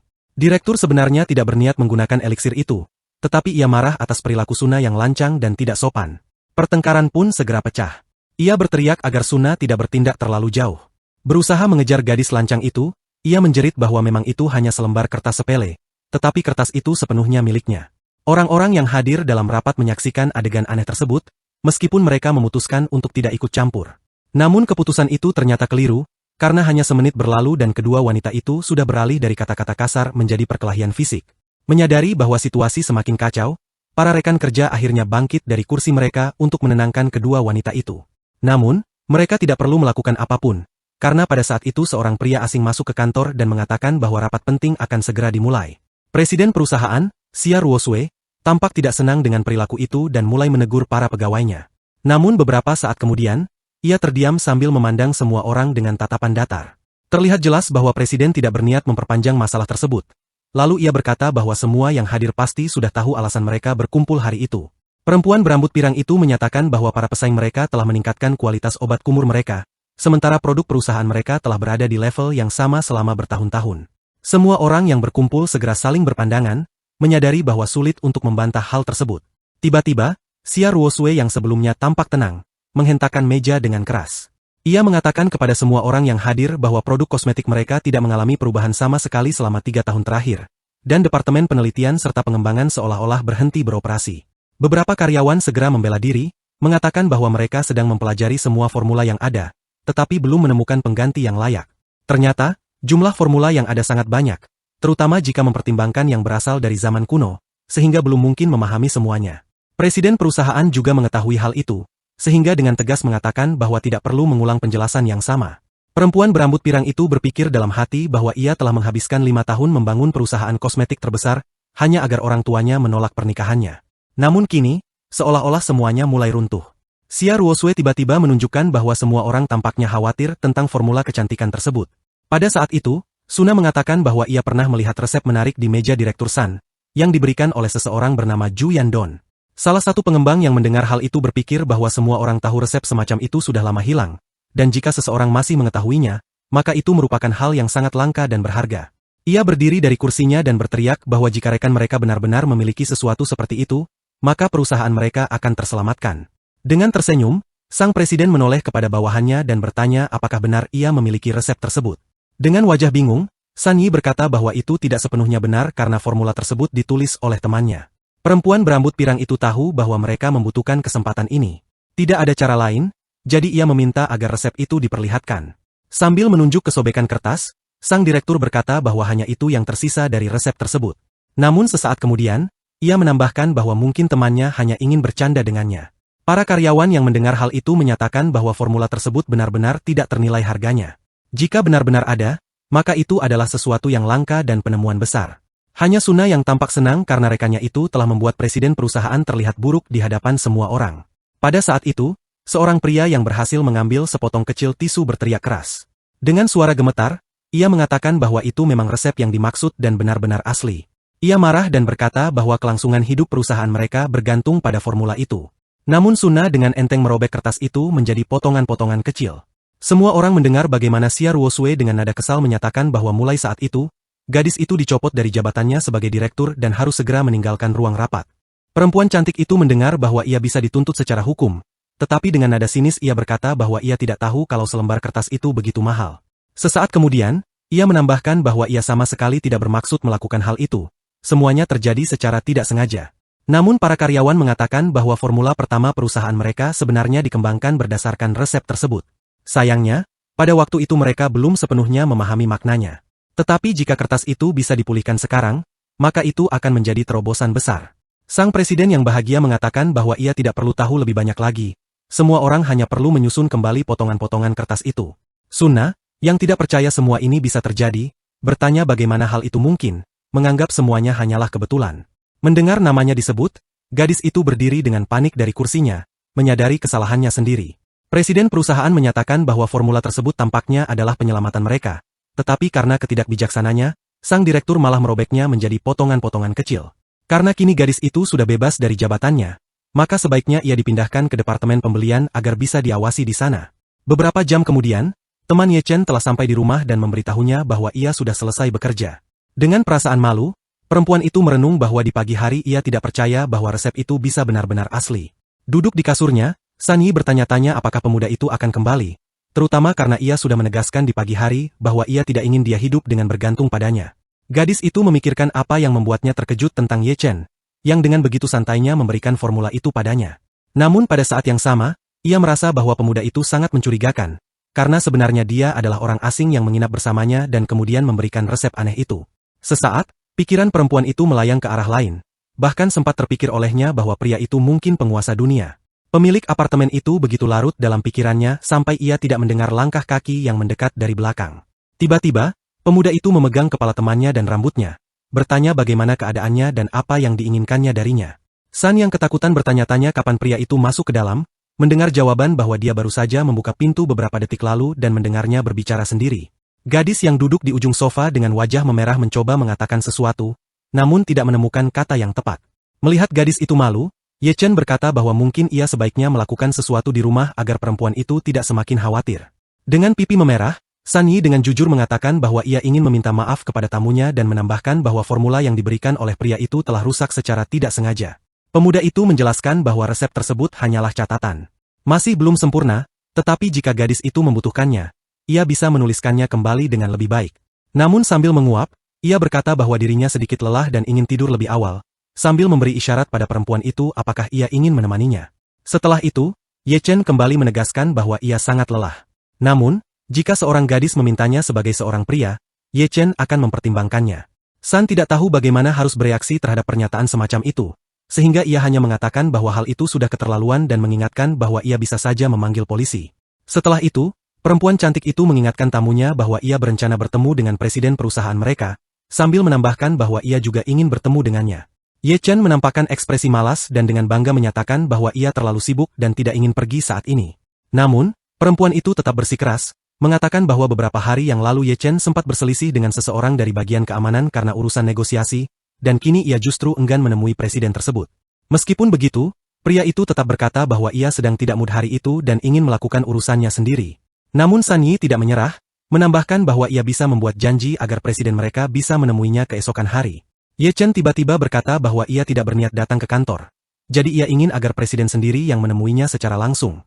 Perempuan itu tidak sempat menanggapi karena sesaat kemudian pria itu menutup pintu kamarnya dengan keras, sambil berkata bahwa mereka bisa membicarakan hal lainnya besok. Tepat pada saat itu, ponsel gadis itu berdering, dan ia hampir saja menolak panggilan masuk tersebut. Xia Ruosue ingin tahu apa yang dikatakan oleh pemuda itu dan apakah gadis itu sempat berbicara dengannya. Atasan yang terkejut itu kembali bertanya apa sebenarnya yang dikatakan padanya, dan bagaimana ia seharusnya menghubungi pria itu secara langsung. Setelah itu, perempuan berambut pirang itu berkata bahwa pada dasarnya semuanya sudah jelas baginya dan ia akan memikirkannya, sambil menambahkan bahwa direktur harus mengawasi pria tersebut. Meskipun begitu, Xia Ruosue sama sekali tidak marah. Sebaliknya, ia menganggap semuanya cukup menarik. Pertama, pemuda itu sempat membuat keributan besar di aula, lalu menyatakan bahwa ia menolak datang ke kantor dan meminta agar dikunjungi. Gadis itu segera menyadari bahwa pemuda ini benar-benar tidak biasa. Keesokan harinya, Ye Chen berdiri di depan sebuah bangunan besar, namun tidak terburu-buru untuk masuk. Ia sedang memikirkan tentang sebuah apotek, meskipun sebenarnya tidak benar-benar memahami mengapa ia membutuhkannya. Setelah beberapa menit, ia akhirnya memutuskan untuk masuk, berpikir bahwa tempat itu mungkin adalah apotek terbesar di daerah tersebut. Melihat bahwa di dalamnya ramai dan antrian sangat panjang, Ye Chen memutuskan untuk melihat-lihat terlebih dahulu. Namun sesaat kemudian, perhatiannya tertuju pada sesuatu yang istimewa dan menarik, sebuah lukisan yang tergantung di dinding, menggambarkan sosok makhluk aneh. Ia berkata dengan tenang bahwa ia mengenali karya itu dan menilai bahwa itu adalah tiruan, meskipun tetap bagus dan memiliki kualitas yang cukup baik. Saat itu, seorang perempuan berteriak, menyebut tentang tema musim gugur dalam ucapannya, dan bertanya dari mana penipu itu datang. Seorang wanita bernama Zhu Zixuan dengan nada tidak senang mengatakan bahwa pemuda itu telah menyebut harta keluarga mereka sebagai barang palsu. Meskipun Jurende berusaha menenangkan perempuan itu agar tidak bersikap kasar, perempuan pirang itu tidak berhenti, mengatakan bahwa pemuda itu menyebut lukisan mereka tidak masuk akal, padahal lukisan itu dibeli di ibu kota. Pria itu menegaskan hal yang sama, menambahkan bahwa sulit untuk membantah keaslian lukisan tersebut karena beberapa kolektor sudah mengakuinya, tetapi ia tetap ingin tahu mengapa Ye Chen berpikir demikian. Pemuda itu menjawab dengan tenang bahwa hal itu hanya membuktikan ketidaktahuan manusia, sambil menambahkan bahwa mata pada sosok di lukisan itu berwarna putih dan terlalu panjang. Saat ia beranjak pergi, ia berkata bahwa salinan itu memang bagus, jadi para pemiliknya bisa terus menipu diri sendiri dan para pengunjungnya. Ye Chen juga menambahkan bahwa menurutnya semuanya di tempat itu buruk, meskipun mungkin bukan begitu kenyataannya. Perempuan berambut pirang yang mendengar kata-kata itu mulai menghina pemuda yang berdiri di dekatnya, kemungkinan besar mendengar semuanya. Setelah itu, ia menoleh kepada kakeknya dan meminta izin untuk memberi pelajaran kepada pemuda yang tidak bisa menjaga mulutnya itu. Ye Chen tidak peduli dengan apa yang dipikirkan orang lain tentang dirinya, tetapi tampaknya ia siap menerima tantangan berani tersebut. Sesaat kemudian, pemuda itu memperhatikan bagaimana kaki perempuan itu menghantam lantai dengan kekuatan besar, hingga udara di sekitar terasa dingin. Saat pertarungan dimulai, Zhu Zixuan berteriak keras bahwa orang bodoh seperti itu tidak boleh dibiarkan terlalu percaya diri. Pria tua itu tampak tidak menyukai perilaku cucunya, lalu menyatakan bahwa tidak seharusnya menggunakan seni bela diri kuno terhadap manusia biasa. Namun Ye Chen sudah pernah melihat hal seperti itu ratusan kali, jadi dengan mudah ia menangkap serangan lawannya dan bertanya apakah itu saja kemampuan mereka. Perempuan yang marah itu berpikir bahwa seharusnya serangan itu bisa menghabisi beberapa orang, tetapi tidak berdampak apapun pada pria itu. Ye Chen tidak berniat memperpanjang pertarungan, lalu bertanya apakah perempuan itu sudah tenang. Namun perempuan itu masih marah dan berkata bahwa untuk alasan tertentu pria itu ingin menampar pipinya, sesuatu yang menurutnya tidak pantas. Sesaat, perempuan pirang itu membeku dan tampak ada sesuatu yang aneh terjadi padanya. Tak lama kemudian, sang kakek berbalik dan melihat bahwa gadis itu jatuh ke lantai dengan mudah. Ye Chen berkata dengan tenang bahwa ia tidak menyangka akan bertemu dengan seorang petarung kuno di tempat seperti ini. Ia menambahkan bahwa seni bela diri bukanlah untuk perempuan, meskipun jika berlatih selama beberapa tahun, mungkin bisa mempelajarinya sedikit. Zhu Zixuan tidak dapat memahami bagaimana dirinya bisa dipermalukan sedemikian rupa, meskipun ia tidak tahu apa yang harus dilakukan untuk membalasnya. Sesaat kemudian, pemilik tempat itu mulai berteriak bahwa tamunya tidak berhak bertindak semaunya, dan jika tidak suka, ia bisa pergi saat itu juga. Namun sang kakek justru memihak Ye Chen dan berusaha menenangkan cucunya.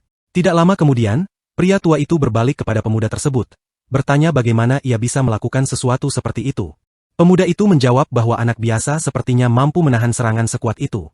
Zhu Zixuan tidak berniat berhenti dan ingin membuktikan kekuatannya. Ia berpikir bahwa jika tidak sedang dikuasai amarah, ia akan menunjukkan seluruh kemampuannya. Ucapan itu membuat Ye Chen sedikit terhibur, dan kini ia sudah memiliki rencana tersendiri. Namun, pria itu masih memperhatikan lawannya dengan saksama untuk beberapa waktu. Ye Chen, yang selalu yakin pada kemampuannya sendiri, menyarankan agar lawannya mencoba lagi. Namun kali ini, pertempuran harus dilakukan dengan kekuatan penuh. Saat duduk di tanah, gadis berambut pirang itu tidak mengerti dari mana datangnya energi kuat yang belum pernah ia rasakan sebelumnya. Zhu Zixuan pun berpaling kepada kakeknya dan berkata bahwa sebaiknya mereka segera melarikan diri secepat mungkin. Meskipun sang kakek memiliki pendapat berbeda, ia mulai meminta maaf kepada pemuda itu, mengatakan bahwa cucunya masih anak-anak dan mungkin tidak bisa mengendalikan diri. Lelaki tua itu tidak ingin terlihat seperti orang bodoh, jadi ia memandang gadis yang terkejut itu dan memintanya untuk turut meminta maaf. Ketika para pemilik mendekati lukisan itu, lelaki tua itu kembali meminta Ye Chen menjelaskan apa yang ia ketahui tentang karya tersebut, karena tampaknya terdapat terlalu banyak misteri yang terkait dengannya. Pemuda itu, yang tidak berniat marah, kembali menunjuk pada lukisan itu dan menekankan bahwa semua orang harus melihat dengan sangat teliti. Entah bagaimana, di dalam lukisan itu terdapat catatan yang menyatakan bahwa sang pelukis tidak dapat bekerja tanpa sedikit lelucon, mengisyaratkan bahwa karya tersebut hanyalah tiruan biasa. Beberapa waktu berlalu, dan hampir tidak ada lagi orang di apotek. Berbalik ke arah Ye Chen, gadis itu dengan malu-malu mengatakan bahwa ia telah menyiapkan obat yang diminta. Ye Chen, yang dikenal sebagai pribadi baik dan tulus, berterima kasih kepada sang nona karena telah mengantarkan pesanannya secara pribadi. Namun sesaat kemudian, gadis berambut pirang itu memperhatikan apakah pemuda itu memiliki cukup uang untuk semua ramuan tersebut. Pemuda itu menyadari bahwa sang pemilik toko tidak sesederhana yang tampak pada pandangan pertama. Meski begitu, ia tetap terlihat cukup menawan. Dengan marah, Zhu Zixuan berteriak bahwa hari ini benar-benar bukan harinya. Seberapapun ia berusaha, ia tidak dapat menunjukkan seluruh kemampuannya di depan pemuda itu karena kakeknya. Lelaki tua itu tahu betul bahwa Ye Chen memiliki kemampuan yang jauh melebihi mereka, dan karena itu ia harus menghormatinya. Master Zhu dengan tenang berkata bahwa ia telah memanjakan cucunya, dan pemuda itu sebaiknya tidak marah kepadanya. Kemudian ia menambahkan bahwa daftar yang diberikan Ye Chen cukup panjang dan membutuhkan beberapa hari untuk dikumpulkan. Untuk ketidaknyamanan itu, ia bersedia memberikannya secara gratis. Menunjukkan kartunya, Ye Chen menegaskan bahwa ia tetap ingin membayar. Tidak sia-sia ia baru saja menjadi kaya, dan ia tidak ingin memberi kesan bahwa dirinya tidak mampu membeli apa yang seharusnya ia bayar. Saat hendak pergi, Ye Chen berpamitan dan mengatakan bahwa ia akan kembali dalam beberapa hari untuk mengambil pesanannya. Lelaki tua itu memanggil namanya dengan nada lembut. Meskipun cucunya tidak mengerti bagaimana lelaki tua itu bisa mengetahui nama pemuda tersebut, sang kakek berpikir dalam hati bahwa jika pemuda di depannya benar-benar orang yang ia pikirkan, maka kota ini tidak akan tenang dalam waktu dekat. Berjalan di sepanjang jalan, Ye Chen merenung tentang berapa lama waktu telah berlalu sejak kematian orang tuanya. Karena itu, ia tidak boleh menunda lagi, sudah saatnya mulai mempersiapkan rencana yang telah lama ia susun. Ye Chen berhenti sejenak ketika merasakan sesuatu yang aneh lagi. Ia merasa ada seseorang yang mengikutinya, sehingga ia harus menyingkirkannya. Namun sesaat kemudian, ia berhenti lagi untuk memikirkan sesuatu. Sementara itu, Zhu Zixuan berkata kepada kakeknya bahwa ia tidak mengerti apa yang begitu istimewa dari tulang mereka, atau apakah Ye Chen hanya sekadar memahami isi lukisan itu. Namun lelaki tua itu berbalik dan menyatakan bahwa pemuda itu bukan orang biasa, ia bahkan melampaui master mereka sendiri. Mendengar hal itu, gadis muda itu berteriak bahwa kakeknya salah lagi, karena ia sendiri tidak mampu menandingi masternya. Namun pemilik apotek tetap pada pendiriannya, menyatakan bahwa kemunculan pemuda itu adalah pertanda perubahan besar yang belum banyak orang ketahui. Desas-desus mengatakan bahwa master baru ini mampu menghabisi seluruh pasukan hanya dengan tangan kosong. Baginya, manusia hanyalah serangga kecil. Dengan tersenyum, gadis muda itu bertanya apakah pemuda itu tidak terlalu muda untuk menjadi master sekuat itu. Namun lelaki tua itu menjelaskan bahwa pemuda itu bukan hanya sekadar master, ia jauh lebih kuat. Tak seorang pun akan menyangka bahwa usianya belum genap 20 tahun, namun ia telah memiliki banyak musuh. Sambil terus berjalan di jalan, Ye Chen merenung bahwa orang yang sedang mengikutinya mungkin adalah orang yang sedang dicari oleh Tuan Shen. Orang itu sendiri merasa gembira karena dapat menemukan pemuda tersebut begitu cepat, berharap tidak akan digigit olehnya, dan berharap bayaran yang besar. Beberapa menit kemudian, Ye Chen berbelok ke sebuah gang yang tampak aneh. Pengejarnya menyadari ada sesuatu yang tidak beres dan mulai khawatir apakah dirinya telah ketahuan. Ketika mengintip dari sudut, orang asing itu terkejut. Pemuda itu tampak lenyap begitu saja ke dalam tanah, karena tidak ada siapapun di sana. Lelaki itu merasa kesal karena menyadari bahwa targetnya telah begitu dekat, namun berhasil lolos dari genggamannya.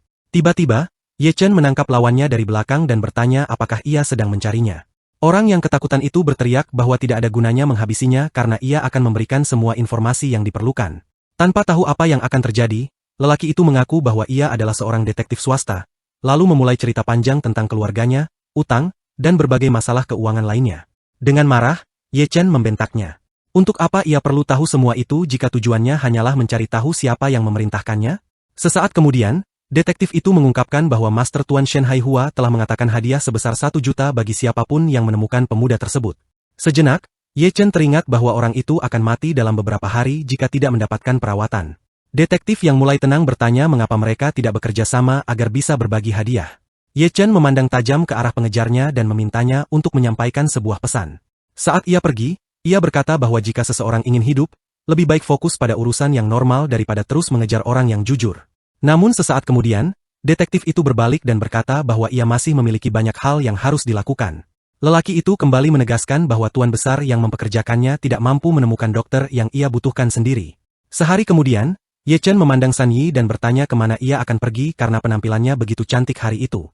Gadis itu segera berkata bahwa mereka harus pergi ke toko untuk membelikan Ye Chen beberapa pakaian baru karena ia selalu mengenakan pakaian yang sama. Tampaknya pemuda itu tidak menyukai perhatian seperti itu, terutama ketika mendengar bahwa temannya juga berencana membelikannya sebuah ponsel. Ye Chen hanya tertawa pelan dan berkata agar temannya tidak khawatir tentang keuangan, karena ia yang akan membayar semuanya, lalu menambahkan bahwa sudah saatnya mereka berangkat. Beberapa waktu kemudian, pemuda itu, kini mengenakan setelan mahal, tampak seperti seorang pria terhormat. Sambil tertawa, San Yi berkata bahwa Ye Chen terlihat jauh lebih tampan dengan penampilan seperti itu, benar-benar berbeda. Sesaat kemudian, ia menambahkan bahwa dengan tampilan seperti itu, tidak akan memalukan jika mendekati para mahasiswi. Namun Ye Chen segera menegaskan bahwa ia sudah memiliki cukup banyak urusan sendiri. Meski begitu, Gadis cantik itu tidak bisa diam dan tiba-tiba bertanya apakah Ye Chen bisa mengenalkannya pada seorang gadis yang menarik. Walaupun pemuda itu tidak menyukai ide tersebut, San mulai menggoda lagi, membayangkan bagaimana jadinya jika Ye Chen tidak pernah memiliki kekasih, yang terdengar cukup aneh. Ye Chen tetap diam, tetapi dalam hati ia berpikir bahwa ia telah menghabiskan 5 tahun untuk melatih kemampuannya. Jadi ia tidak punya waktu untuk teman atau hiburan. Namun, sebelum masa itu, ketika seseorang yang penting baginya masih hidup, ia pernah menyukai Chu Shuran, yang dianggap sebagai gadis tercantik di sekolah. Saat itu, ia masih remaja dan tidak bisa mengendalikan perasaannya, sehingga ia menulis surat cinta padanya. Yang mengejutkan, gadis itu membalas bahwa jika seorang pria berani menyatakan cinta di depan semua orang saat apel pagi, maka ia akan menerimanya. Namun, Ye Chen terlalu malu. Alih-alih menepati janji, ia justru menolaknya dengan kasar di depan umum, dan karena itu ia jatuh dalam jebakan. Awalnya Ye Chen terjebak dalam penyesalan, namun kemudian ia menyadari bahwa hal itu hanya membuang waktu. Kini ia tahu bahwa keluarga gadis itu termasuk salah satu dari 4 keluarga terkuat di kota, dan kata-katanya benar-benar membekas di hati. San tampaknya memahami semuanya, lalu menenangkan temannya agar tidak terlalu memikirkan masa lalu.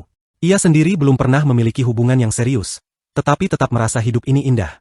Menyadari bahwa pembicaraan mulai terlalu panjang, Ye Chen memutuskan untuk mengalihkan perhatian. Mereka datang untuk berbelanja dan sebaiknya melanjutkan tujuan itu. Ketika mereka hendak menuju toko lain, 2 sosok tiba-tiba muncul di depan mereka.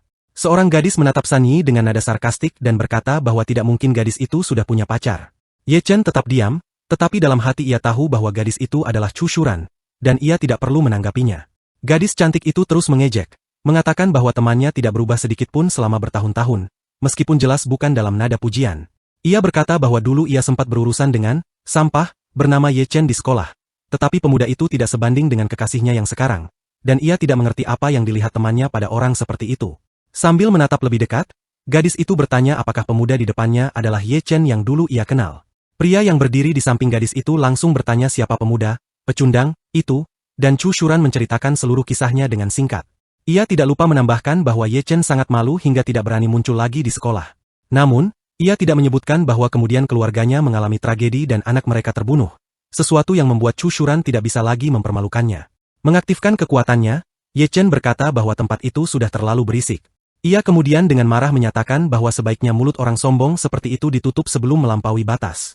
Menyadari bahwa pemuda itu mungkin akan marah, San Yi segera menggenggam tangannya.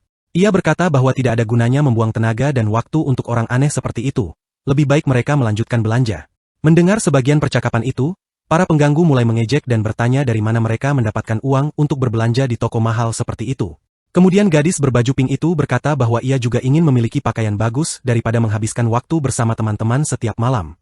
Setelah mendengar jawaban positif, saat mereka mendekati bagian tengah toko, Ye Chen berpikir bahwa ia bisa dengan mudah menyingkirkan orang-orang itu. Namun, temannya mengingatkan bahwa ia baru saja sempat berurusan dengan kantor polisi beberapa hari yang lalu. Berhenti di depan salah satu etalase, gadis itu memandang setelan pakaian dan berpikir bahwa itu akan menjadi pilihan yang bagus untuk Ye Chen. Penjual mendekati San Yi dan mengatakan bahwa itu pilihan yang sangat baik, dengan harga seluruh koleksi sebesar 360.000, padahal saldo kartu mereka hanya 300. Menyadari situasi sulit itu, San Yi segera berkata bahwa warna tersebut tidak cocok untuk Ye Chen. Pada saat itu, seorang teman lama muncul lagi dan mulai mengejek karena mereka tidak mampu membeli pakaian tersebut. San segera membela diri, mengatakan bahwa ia memang tidak terlalu menyukai warnanya dan tidak ada gunanya membuang uang. Namun, sekali lagi gadis berambut merah itu mengejek teman Ye Chen, menyindir bahwa ia sebenarnya sedang kesulitan keuangan. Sesaat kemudian, ia menambahkan bahwa mungkin seseorang ingin memukulnya, tetapi sebaiknya tidak dilakukan karena ia adalah teman Chu Shuran. Suasana menjadi tegang, dan dengan setiap menit yang berlalu, gadis sombong itu semakin berani mencari masalah. Namun semua itu tidak berlangsung lama, karena Ye Chen yang marah memukul gadis berambut merah itu dengan kekuatan penuh. Ia berkata bahwa sebaiknya gadis itu menutup mulutnya selamanya, karena yang keluar hanyalah kata-kata yang tidak perlu dan tidak berguna. Untuk sesaat, waktu terasa berhenti, tidak seorang pun bergerak atau berkata apapun. San terkejut, begitu pula pria asing di samping gadis itu, yang bahkan tidak berusaha menolong kekasihnya bangkit. Namun gadis itu mulai memarahi Ye Chen, menanyakan bagaimana ia berani memukulnya, sambil menyombongkan bahwa kekasihnya adalah pria yang sangat kuat. Ye Chen, yang baru saja memukulnya, tidak memberikan pembelaan apapun. Ia hanya berkata dengan tenang bahwa ia tidak peduli. Pada saat itu, pria di samping gadis itu mulai membanggakan diri, mengatakan bahwa ia bekerja di perusahaan besar dengan gaji 5 juta per tahun, dan karena itu orang miskin seharusnya tunduk padanya. Saat itulah, seorang pria lain masuk ke pusat perbelanjaan sambil menghela napas panjang. Shen Haihua berkata bahwa ia tidak menyangka akan menyaksikan pertunjukan semacam ini. Setelah itu, Ye Chen menoleh ke arah pria itu dan bertanya bagaimana dia berani mengancam Dr. Ye, terutama dengan menggunakan nama perusahaan orang lain sebagai tameng. Pria berkacamata itu terdiam, tidak mampu mengucapkan sepatah kata pun. Ia tidak mengerti bagaimana presiden perusahaannya yang sedang sakit parah bisa datang ke tempat ini, apalagi dengan kondisi seperti itu. San Yi juga tidak memahami bagaimana seorang tokoh berpangkat tinggi bisa muncul di sana, dan bagaimana seharusnya bersikap dalam situasi seperti itu. Saat itu, wanita cantik itu berlari menghampiri Tuan Shen dan menyatakan bahwa keluarganya sering mengingat pria itu sebagai salah satu orang terbaik di kota mereka. Pria itu menatap Ye Chen dengan seksama. Setelah berjabat tangan dengan Ye Chen, pasien itu dengan gembira mengatakan bahwa akhirnya mereka bertemu juga. Dengan suara tenang, ia menambahkan bahwa jika bukan karena bantuan Ye Chen, ia mungkin sudah meninggal sejak lama. Para pembenci Ye Chen tidak mengerti mengapa Tuan Shen berbicara dengan begitu hormat kepada seseorang yang tampak seperti orang miskin biasa. Hal ini juga membuat San terkejut karena sulit memahami bagaimana Ye Chen bisa sampai pada tingkat hubungan dengan orang berpengaruh seperti itu. Tuan Shen kemudian menjelaskan bahwa ia banyak mendengar tentang Ye Chen dan tahu bahwa pemuda itu telah banyak membantunya. Namun karena keluarganya dulu tidak ramah, pria tua itu meminta maaf, mengatakan bahwa anaknya telah bertindak bodoh waktu itu dan ingin menyampaikan permintaan maaf secara langsung. Setelah itu, ia dengan suara keras memanggil anaknya dan memerintahkannya untuk segera berlutut. Anak muda itu, yang tahu betapa marahnya ayahnya, tidak berani membantah dan langsung menuruti perintah. Sesaat kemudian, sambil menunduk ke lantai, ia mulai membungkuk di depan Ye Chen, mengakui bahwa semua ucapannya sebelumnya adalah kesalahan besar. Para penonton yang terkejut tahu bahwa pria sombong itu tidak akan pernah melakukan hal seperti itu jika dihadapkan dengan orang biasa. Karena itulah, tak seorang pun memahami siapa sebenarnya Ye Chen. Saat itu, Ye Chen menoleh kepada temannya di dekatnya dan berkata bahwa mereka bisa pergi ke toko pakaian wanita untuk membeli sesuatu yang bagus. Tuan Shen mencoba berbicara dengannya, tetapi entah mengapa Ye Chen memilih untuk mengabaikannya. Pria itu kemudian menyalahkan Meng Long atas semua kejadian ini dan menambahkan bahwa jika Dr. Ye tidak memaafkan keluarga mereka hari ini, maka anaknya akan menghabiskan seluruh hidupnya dalam penyesalan. Pada titik ini, pembenci Ye Chen menoleh kepada pria berpangkat tinggi itu dan berkata bahwa sepertinya telah terjadi kesalahpahaman. Tuan Shen segera menjawab bahwa yang salah justru mereka, karena berani menghina Master Ye. Ia menegaskan bahwa mulai hari itu, mereka tidak lagi bekerja di perusahaan tersebut. Shen Haihua tahu bahwa hidupnya kini terikat dengan Ye Chen, sehingga ia tidak ingin melewatkan kesempatan ini. Pria yang terduduk di lantai mulai memohon kepada atasannya agar tidak mengambil keputusan tergesa-gesa, sambil menambahkan bahwa hidupnya kini telah hancur karena kehilangan segalanya. Ketika mereka sudah keluar dari pusat perbelanjaan, San Yi berkata kepada Ye Chen bahwa ia sebenarnya belum mampu membayar sewa rumah, namun tetap dibelikan pakaian olehnya. Dengan nada lembut, ia mengaku sangat tersentuh oleh tindakan itu. Ye Chen berpikir dalam hati bahwa gadis itu menghargainya karena mengira pakaian itu dibeli dengan harga diskon, padahal sebenarnya ia memiliki jutaan di rekeningnya. Saat berjalan, ia menyadari bahwa San Yi sebenarnya adalah orang yang luar biasa. Pemuda itu masih larut dalam pikirannya ketika tiba-tiba seseorang memanggilnya. Ternyata itu Tuan Shen, yang mengajaknya berjalan santai menikmati hari yang cerah. Ye Chen tetap menjaga jarak, bertanya apa tujuan pria itu. Namun Tuan Shen menjelaskan bahwa kali ini ia ingin berbicara dengan wanita yang berdiri di sebelahnya. Ia mengatakan bahwa para pegawainya telah memperlakukan gadis itu dengan buruk dan memintanya menerima hadiah kecil yang dibawa oleh para asistennya. San Yi berpikir bahwa ia sebenarnya ingin membeli semua barang itu sendiri, tetapi setelah melihat label harganya, ia sadar bahwa temannya mungkin tidak mampu membayar semua itu. Ye Chen memahami bahwa Tuan Shen menggunakan cara licik untuk mendekatinya melalui temannya. Meskipun tidak ingin bersikap kasar, Ye Chen akhirnya menanggapi Tuan Shen dengan sopan. Saat mereka hendak pergi, Ye Chen berkata bahwa ia telah memberi kesempatan kepada pria itu dan akan datang menemuinya keesokan paginya. Ia menambahkan bahwa Tuan Shen sebaiknya mengingat bahwa hidup yang pernah dikembalikan bisa juga diambil kapan saja. Pria itu pun berterima kasih dengan penuh rasa syukur, mengatakan bahwa jika suatu hari Ye Chen membutuhkan bantuan, perusahaannya akan selalu mendukung. Keesokan harinya, wanita berambut merah yang iri itu mengeluh kepada temannya tentang kejadian kemarin. Kepada Chu Shuran, ia menjelaskan bahwa sifat Ye Chen memang berubah, tetapi wajah dan namanya tetap sama. Sang pirang menatap tenang dan berkata bahwa kemungkinan besar pria itu telah kembali.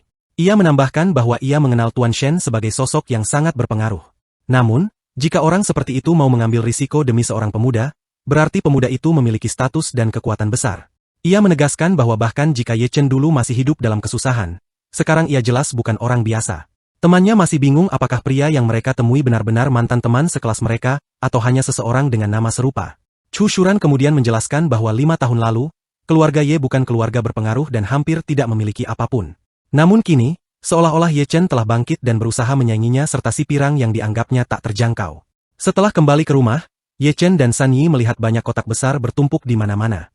San Yi penasaran bagaimana temannya bisa mengenal pria sekaya itu, sambil mengakui bahwa ia hanya bisa bermimpi memakai pakaian dari merek semahal itu. Namun Ye Chen dengan tenang menjawab bahwa yang terpenting baginya adalah gadis itu merasa puas.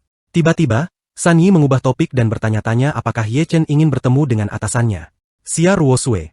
San Yi kemudian mulai memuji presiden tersebut sebagai seorang atasan yang berparas cantik. Ye Chen menyadari bahwa ia tidak punya waktu untuk percakapan seperti itu, jadi ia memilih untuk menonton televisi atau melakukan hal lain. Begitu televisi dinyalakan, berita segera menyiarkan kabar bahwa 2 mayat telah ditemukan di salah satu rumah mewah di kota hari itu.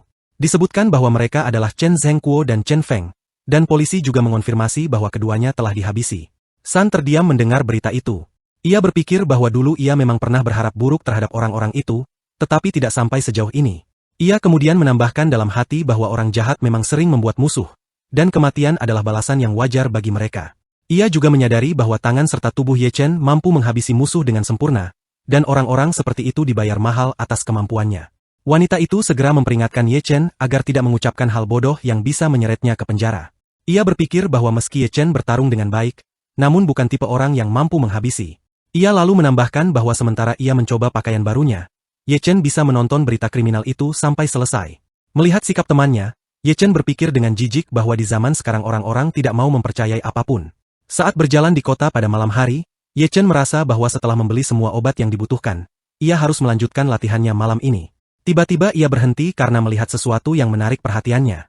Seorang wanita asing berdiri di depannya dan menyapanya dengan suara pelan. Wanita berambut pirang itu memberi isyarat bahwa akhirnya mereka bertemu kembali. Ye Chen berpikir bahwa gadis itu hanya membawa masalah, dan lebih baik segera pergi. Saat melewatinya, ia menambahkan bahwa ia sedang terburu-buru karena masih banyak hal yang harus dilakukan hari itu. Namun kapten polisi itu tidak menyerah dan bertanya apakah Ye Chen sudah mendengar kabar tentang keluarga Chen. Ia menambahkan bahwa kemungkinan besar itu adalah kutukan dari keluarga Ye, mungkin juga berasal dari seseorang yang berhasil selamat. Ketika Ye Chen kembali, wanita pirang itu menyadari bahwa meskipun ia telah banyak berbicara, ia sendiri tidak benar-benar percaya bahwa yang ditemuinya tadi memang Ye Chen. Saat itu semua orang tahu bahwa keluarga Ye telah menghilang tanpa jejak. Ye Chen tidak mengerti apa yang sebenarnya diinginkan oleh polisi itu, jadi ia langsung menanyakan maksudnya. Pada saat itu, Ye Chen meraih leher wanita itu dengan cepat. Meskipun gadis itu terlatih dalam seni bela diri, ia tahu bahwa kemampuannya tidak sebanding dengannya. Ia akhirnya berkata bahwa ada beberapa hal yang sebaiknya dibicarakan saat makan malam. Namun Ye Chen dengan marah mengatakan bahwa itu tidak akan terjadi karena ia sudah memiliki janji dengan orang lain. Saat melihatnya pergi, sang kapten berpikir bahwa di usia muda seperti itu, Ye Chen telah mencapai tingkat kesempurnaan dalam seni bela diri kuno. Padahal, bahkan dalam 5 tahun, mustahil mencapai kemampuan seperti itu tanpa bakat luar biasa dan pelatihan khusus. Wanita itu merasa penasaran di mana Ye Chen berada selama ini dan apa yang telah ia lakukan. Beberapa waktu kemudian, Ye Chen sudah berdiri di dapur apartemen temannya. Ia mengeluarkan semua ramuan miliknya ke atas meja dan memeriksanya dengan saksama. Ia memutuskan bahwa selagi San Yi masih tidur, ia bisa memanfaatkan microwave miliknya untuk melanjutkan eksperimen alkimia. Saat memasukkan bahan-bahan ke dalam alat itu, ia bergumam bahwa semua yang diberikan oleh guru Master Yakini hanyalah barang usang yang tidak berguna. Beberapa saat kemudian, ia tetap melanjutkan eksperimen dengan penuh konsentrasi, memahami dengan jelas apa yang ingin ia capai. Ketika memegang 5 bola kecil di tangannya, ia menyadari hasilnya tidak sebaik yang ia harapkan. Meski begitu, jumlahnya sudah cukup untuk diberikan kepada Shen Haihua, orang yang menjadi tujuan pembuatan obat tersebut. San bangun lebih awal sambil menguap, tidak mengerti mengapa ia bisa terbangun sepagi itu. Matanya sulit menyesuaikan dengan cahaya pagi, seolah ia melihat sesuatu yang aneh. Ia bertanya kepada Ye Chen kemana ia akan pergi sepagi itu dan mengapa tidak memberitahunya semalam. Dengan suasana hati yang baik, Ye Chen menjawab bahwa ia akan pergi untuk pemeriksaan. Ia juga mengatakan bahwa jika San Yi memiliki pertanyaan, ia bisa menghubunginya kapan saja. Gadis itu bergumam bahwa ia tidak bisa menyebut Ye Chen sebagai dokter yang baik karena menghabiskan hari hanya dengan omongan aneh. Namun ia mengakui bahwa Ye Chen mengetahui banyak resep dan memiliki pengetahuan medis yang mendalam. Pikirannya kemudian teringat pada fakta bahwa baru sedikit waktu berlalu sejak kematian keluarga Ye Chen. Ia bertanya-tanya bagaimana pria itu bisa berhasil sejauh ini, meskipun keluarganya dulu bukan orang miskin, tetapi kehidupannya tampak sulit. Sementara itu, Nona Shen muda sedang berada di luar, memperhatikan sekeliling dengan cermat. Seperti orang-orang lain yang berkumpul, ia tampak sedang menunggu seseorang. Beberapa orang berasumsi bahwa ia menunggu seorang teman perempuan, tetapi dari penampilannya jelas bahwa gadis itu berasal dari keluarga kaya. Orang-orang asing di sekitar mulai membicarakan bagaimana mungkin gadis sekaya itu berada di tempat umum tanpa pengawal. Saat itu, Seorang pemuda lain datang menghampiri mereka, memastikan bahwa informasi temannya benar, lalu menambahkan bahwa wanita secantik itu tidak akan pernah memperhatikan mereka. Menyadari bahwa harapan mereka sia-sia, para pemuda itu tidak kecewa. Sebaliknya, mereka mulai bercanda tentang bagaimana para gadis memperlakukan mereka, bahkan menertawakan kemungkinan datangnya seorang pangeran. Tiba-tiba, Ye Chen muncul entah dari mana dan dengan bangga mengatakan bahwa mereka tidak memahami perempuan dan psikologinya sama sekali. Ia langsung menambahkan bahwa gadis cantik itu sedang menunggunya. Para pemuda itu saling berpandangan, berpikir bahwa Ye Chen pasti belum bercermin selama ini karena terlalu tenggelam dalam hayalan. Namun pada saat itu, gadis yang mereka bicarakan memanggil pemuda itu dengan sebutan Master Ye. Orang-orang asing yang mendengar nama itu langsung terkejut dan bertanya-tanya apakah benar yang mereka lihat adalah orang yang sama. Gadis cantik itu berlari menghampiri Ye Chen dan berkata bahwa penyelamatnya akhirnya datang, seseorang yang telah lama ia tunggu. Para pemuda yang menyaksikan kejadian itu pun sadar bahwa mereka telah salah sangka dan saling berpandangan menyesali kesalahpahaman mereka. Ye Chen dengan tenang meminta maaf kepada temannya karena sedikit terlambat. Meskipun ia sebenarnya berniat datang tepat waktu, ketika gadis itu bertanya apakah orang-orang tadi adalah kenalannya, ia menjawab bahwa tidak sama sekali. Dia mengatakan bahwa mereka harus berhati-hati karena akhir-akhir ini terlalu banyak orang aneh di sekitar daerah itu. Tak lama kemudian, Ye Chen telah tiba untuk memeriksa pasiennya dan memberikan nasihat. Pemuda itu tidak membuang waktu dan langsung meletakkan pil yang telah disiapkan di atas meja. Pemilik rumah menatapnya dengan seksama dan bertanya apakah benda itu benar-benar bisa dimakan, sambil menambahkan bahwa mungkin lebih baik menggunakan akupuntur atau ramuan rebusan. Ye Chen dengan tenang menjawab bahwa pil itu aman dan dapat dikonsumsi langsung. Ia juga menambahkan bahwa agar hasilnya lebih efektif, pil tersebut perlu diminum sekaligus. Setelah mendengar penjelasan itu, pemilik rumah pun mempercayai dokternya sepenuhnya dan menelan pil tersebut.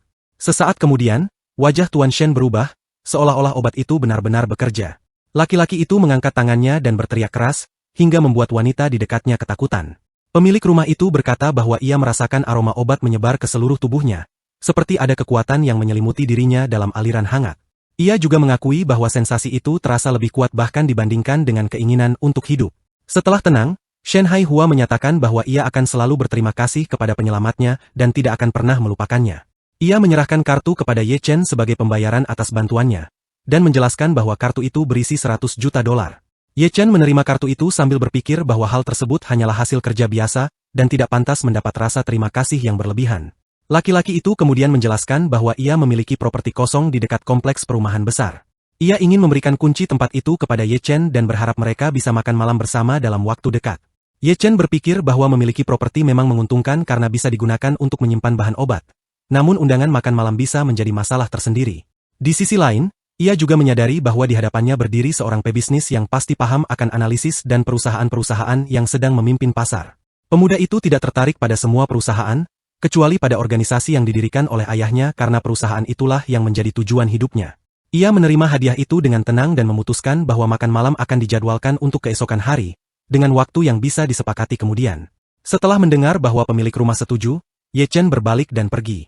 Keesokan harinya, pemuda itu sudah berdiri di depan apotek dengan kantong berisi berbagai ramuan. Ia memeriksa semua barang itu dengan cermat sambil tenggelam dalam pikirannya sendiri, hingga seseorang memanggilnya. Ternyata, itu adalah pemilik apotek yang menjelaskan bahwa baru saja tiba kiriman ramuan segar dengan kualitas luar biasa. Ye Chen, yang sudah akrab dengan bahan semacam itu, menyadari bahwa kualitasnya memang hebat dan bisa digunakan untuk membuat ramuan yang sangat baik. Namun pemilik apotek mengatakan bahwa pemuda itu pasti tidak akan mau menerima bahan mentah tersebut begitu saja. Jadi sebaiknya mereka membicarakan harga 1 juta dolar. Ye Chen berpikir bahwa menetapkan harga di pasar obat Tiongkok saat ini sangat beresiko, karena bahan asli bernilai jauh lebih tinggi, bahkan lebih dari 10 juta. Namun, ia tidak berdebat dan dengan tenang mengatakan bahwa ia setuju, lalu bertanya di mana cucu pemilik apotek dan mengapa hari ini belum terlihat. Diketahui bahwa Zhu Xuan pergi ke kota bersama gurunya dan akan kembali nanti. 1 menit kemudian, Ye Chen merobek selembar kertas kecil dan menyerahkannya kepada pemilik apotek. Ia meminta agar kertas itu diberikan kepada cucunya, dan jika tidak mengerti, maka berikan kepada sang guru karena hal itu sangat penting. Pemilik apotek tersenyum sopan meskipun tidak memahami isi kertas itu, sambil bertanya-tanya bagaimana hal itu berhubungan dengan pembayaran. Tak lama kemudian, Ye Chen mengganti topik dan bertanya apakah Master Zhu tahu di mana ia bisa membeli tungku alkimia di kota. Ia berpikir bahwa bekerja dengan kompor induksi hampir mustahil, memakan waktu lama, dan hasilnya buruk. Tua itu terkejut dan bertanya bagaimana Ye Chen bisa tahu tentang alkimia. Dalam hati, ia berpikir bahwa menurut catatan, para alkemis Tiongkok telah menghilang lebih dari 1000 tahun lalu. Memang, masih ada beberapa tungku kuno, tetapi semuanya berusia ribuan tahun dan sangat berharga, masing-masing bernilai jutaan. Diketahui pula bahwa di Tiongkok kuno hanya sedikit alkemis yang ada. Sebuah keluarga bangsawan bisa mendapatkan ahli terbaik hanya dalam waktu 3 tahun. Pemilik apotek itu berpikir apakah mungkin pemuda di depannya membeli semua bahan itu untuk keperluan alkimia. Jika benar, maka dia sungguh luar biasa. Mendengar penolakan halus dari pemuda itu, Master Zhu mengatakan bahwa ia bisa ikut serta dalam lelang 5 hari lagi. Ye Chen sempat berpikir sejenak, menyadari bahwa ia mungkin belum bisa menghasilkan sesuatu dengan kualitas tinggi.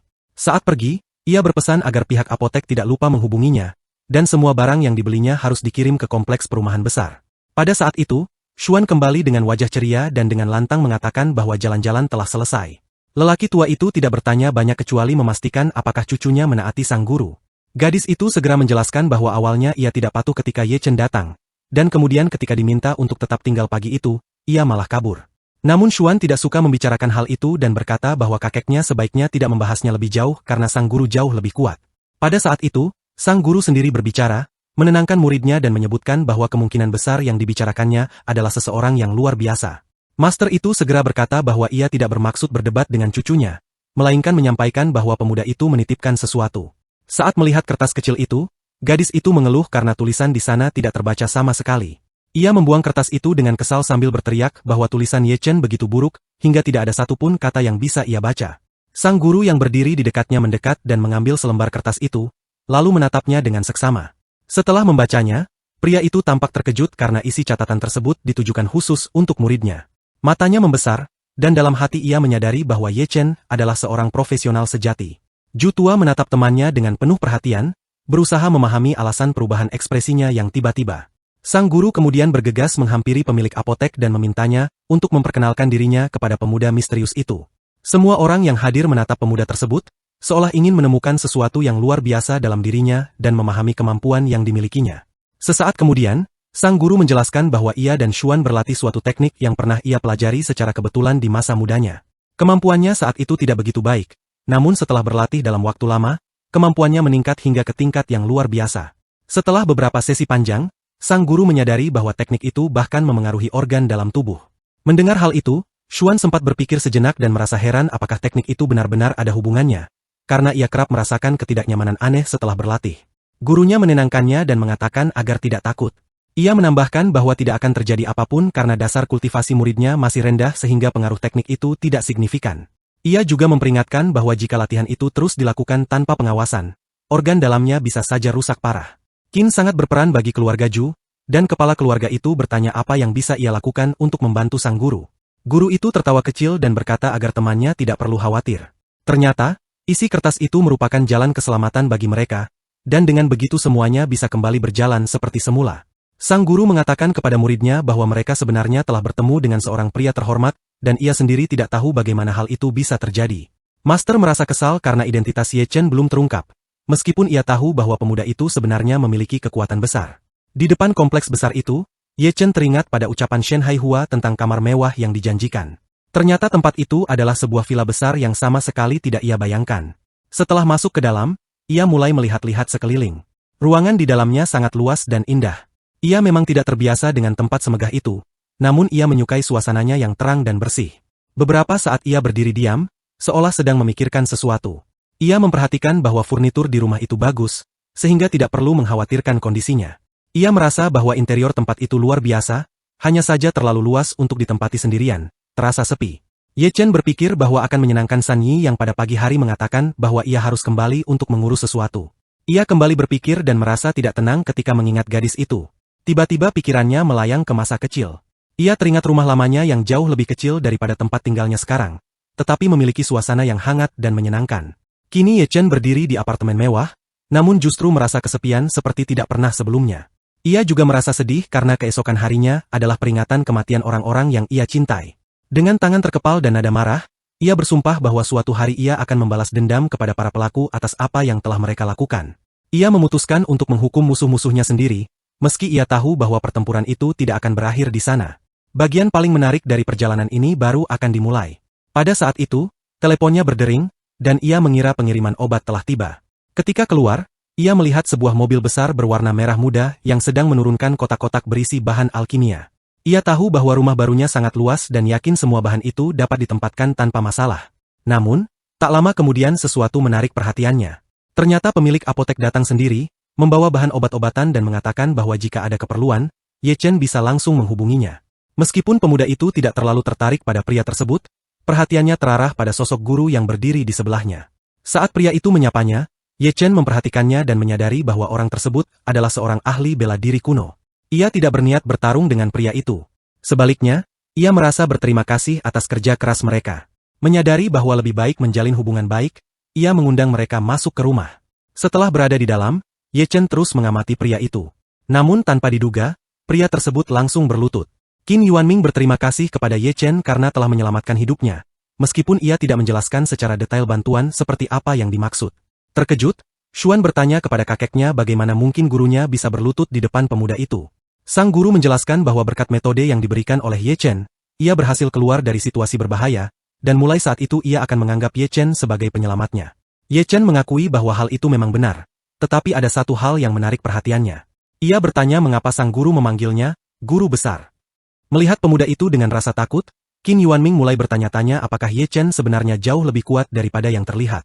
Dengan tenang, pemuda itu menjelaskan bahwa ia baru saja turun dari pegunungan, sehingga belum memahami sepenuhnya sistem tingkatan kekuatan dan meminta agar tidak terlalu memikirkannya. Dengan wajah penuh rasa hormat dan kekaguman, sang guru mengatakan bahwa jika Ye Chen telah berlatih di pegunungan, maka ia akan mampu membantu banyak murid lainnya. Ia menjelaskan bahwa dalam sistem bela diri terdapat 4 tingkatan, kekuatan luar, kekuatan dalam, setengah transformasi, dan transformasi penuh. Guru itu menambahkan bahwa saat ini Ye Chen sudah berada pada tingkat master transformasi. Ia memahami bahwa pembagian itu wajar, namun latihan yang ia lakukan jauh melampaui tingkat kebanyakan orang. Sang guru tidak menyebutkan tingkatan selanjutnya, yang sebenarnya masih sangat jauh untuk dicapai. Menyadari bahwa tidak perlu membahas lebih jauh, Ye Chen dengan polos bertanya apakah masih ada tingkatan lain di atas semua itu. Sang instruktur menjelaskan bahwa tentu saja ia tidak mengenal banyak dari mereka. Namun, di era digital ini, ada orang-orang yang memiliki pengetahuan langsung tentang seni bela diri. Pada saat itu, Master Ju ikut campur dalam percakapan dan mengatakan bahwa di kota mereka ada 4 keluarga utama yang berurutan dari yang terkuat hingga terlemah. Mendengar hal itu, Ye Chen teringat bagaimana sebelum kematian Jungo, pria itu pernah mengancamnya dengan nama kakeknya, sehingga ia mulai bertanya-tanya kapan orang itu akan kembali. Di antara keluarga lainnya, yang paling menarik perhatian Ye Chen adalah Chu Shuran. Jika bukan karena penghinaan dari gadis itu, ia tidak akan memperoleh kekuatannya saat ini. Ia berpikir bahwa sudah saatnya menunjukkan kepada gadis itu siapa yang benar-benar berkuasa di dunia ini. Sang master yang sejak tadi mengamati Ye Chen dengan seksama menyadari bahwa kekuatannya memang luar biasa. Ia juga memahami bahwa aura seperti itu hanya dimiliki oleh seseorang yang pernah menghabisi sebelumnya. Para master biasa memiliki energi yang lembut dan tidak berbahaya. Saat malam tiba dan ia berjalan melintasi kota, Ye Chen merasa cemas memikirkan keberadaan San Yi yang tidak menjawab panggilannya sepanjang hari. Ia khawatir sesuatu telah terjadi di rumah dan memutuskan bahwa jika gadis itu tidak muncul dalam sehari, ia akan mencarinya. Beberapa saat kemudian, ia menyadari bahwa dirinya belum makan apapun karena terlalu sibuk dengan urusannya sendiri. Ia lalu memutuskan untuk mencari makanan. Ketika berjalan, matanya tertuju pada sebuah kedai kecil yang ternyata milik temannya, Wang Yuheng, sahabat masa sekolahnya. Saat kecil, Ye Chen sering datang ke sana, dan ia tidak menyangka tempat itu masih berdiri hingga kini. Ia merasa senang karena di masa sulit pun, teman-temannya selalu ada untuknya. Namun, saat memasuki kedai itu, ia terkejut karena tempatnya kosong, padahal dulu selalu ramai. Ia memanggil Paman Wang dan meminta hidangan khas sate bakar serta minuman susu kesukaannya. Namun, bukan pria yang datang, melainkan seorang wanita yang menghampirinya dan meminta maaf. Wanita itu menjelaskan bahwa kedai akan ditutup hari ini, dan menyarankan agar membeli makanan di tempat lain. Bibi Zhang mengatakan bahwa mereka akan pindah, dan jika Ye Chen mau, ia bisa datang ke tempat baru nanti. Melihat wanita itu, Ye Chen merasa aneh. Menjalankan usaha selama bertahun-tahun lalu tiba-tiba pindah tampak mencurigakan.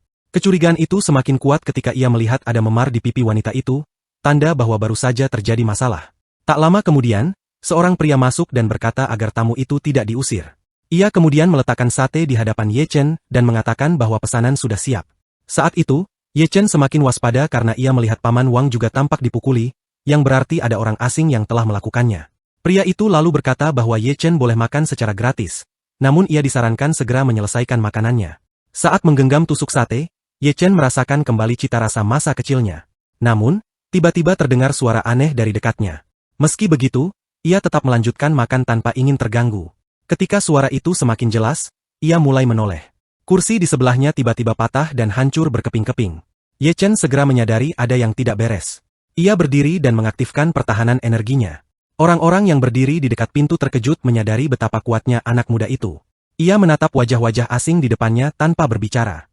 Salah satu dari mereka, yang tampaknya pemimpin kelompok itu, mengatakan bahwa mereka datang dengan tujuan tertentu dan menyuruh semua orang pergi. Wanita pemilik kedai tampak ketakutan dan berbisik pelan, sementara pria itu mengancam Paman Wang agar membayar biaya keamanan. Jika tidak, para pengunjung akan dalam bahaya. Sambil mencengkram pemilik kedai, si penjahat berkata bahwa mereka tidak membutuhkan restoran ini lagi. Sang koki yang marah membalas bahwa mereka harus pergi karena ini adalah usaha keluarga kecil mereka. Namun, para penjahat itu hanya menertawakan mereka. Salah satu dari mereka bahkan berkata bahwa ia tahu kemana keluarga Wang akan pindah, menandakan bahwa mereka tidak akan bisa bersembunyi meskipun telah berganti tempat. Sebelum pergi, sang pemimpin mengancam bahwa jika dalam 24 jam tidak diserahkan uang sebesar 50.000, toko baru mereka akan dihancurkan. Mereka menertawakan keluarga Wang, mengatakan bahwa jumlah itu mudah dikumpulkan oleh orang biasa.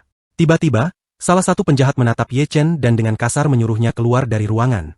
Namun, Ye Chen tidak mau menerima ketidakadilan itu dan menatap balik dengan tenang. Saat penjahat itu bertanya apakah ada kesalahpahaman, Ye Chen tersenyum dan menjawab bahwa semuanya sudah sangat jelas.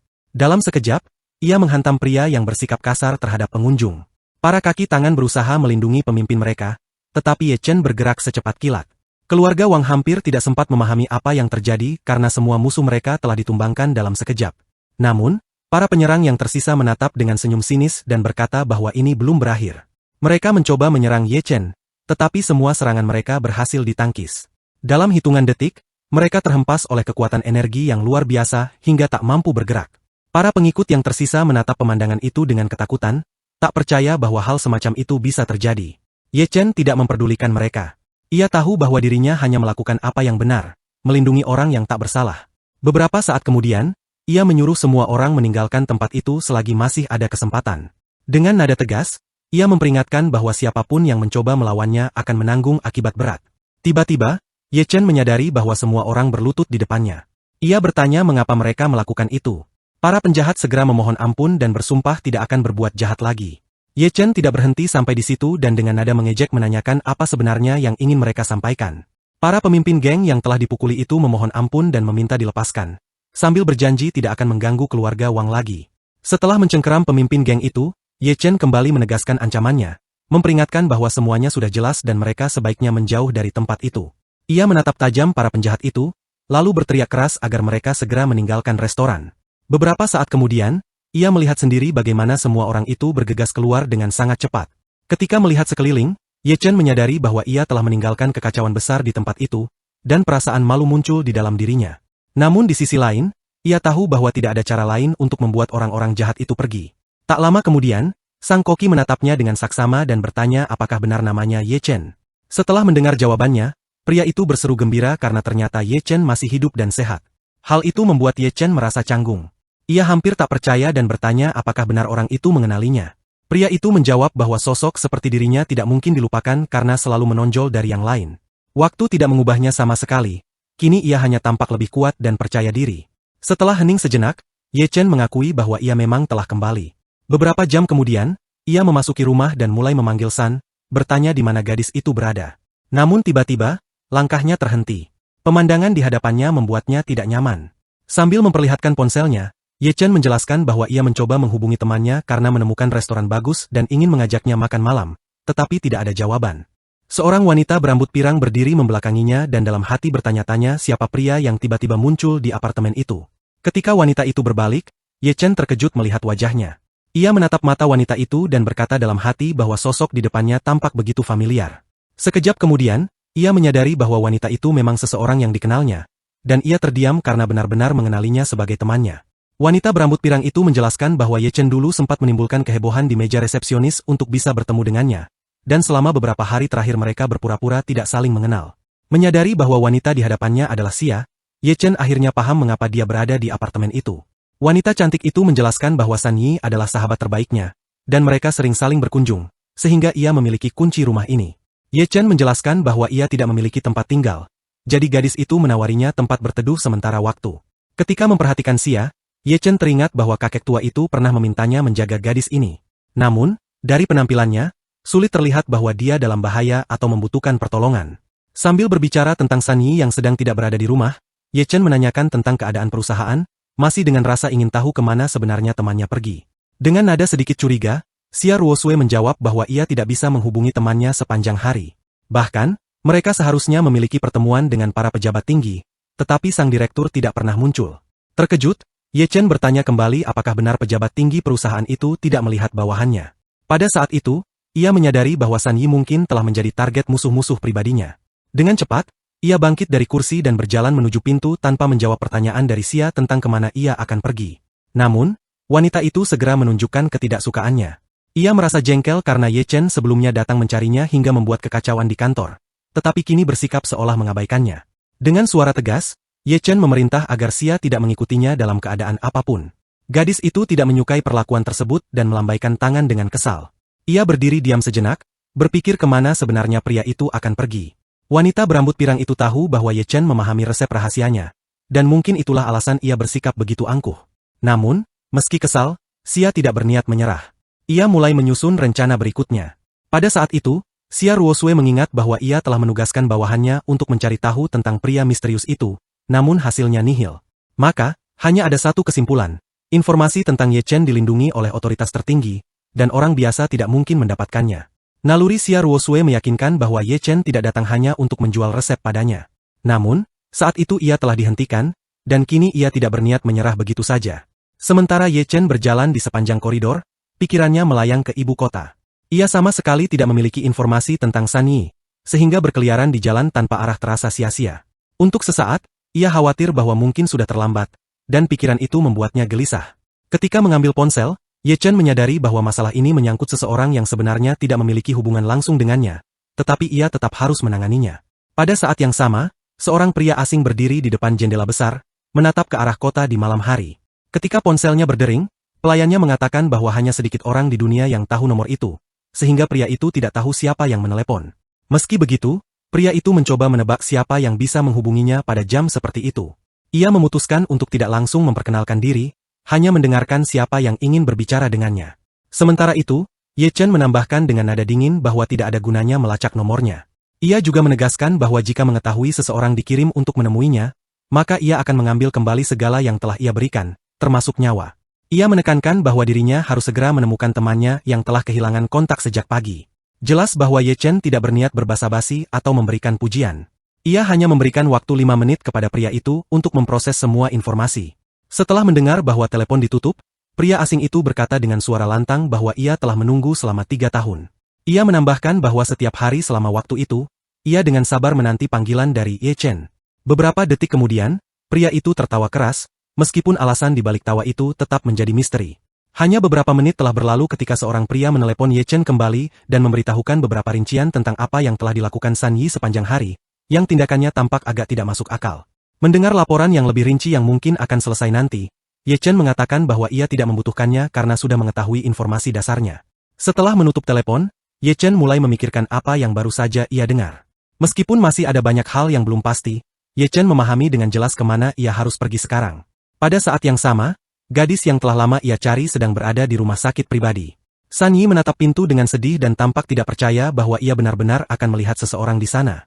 Kepada orang tuanya, San Yi mengatakan bahwa ia telah menarik semua tabungannya dan menjual mobil, menyisakan 300.000 untuk membayar operasi, sambil bertanya apakah memang tidak ada pilihan lain.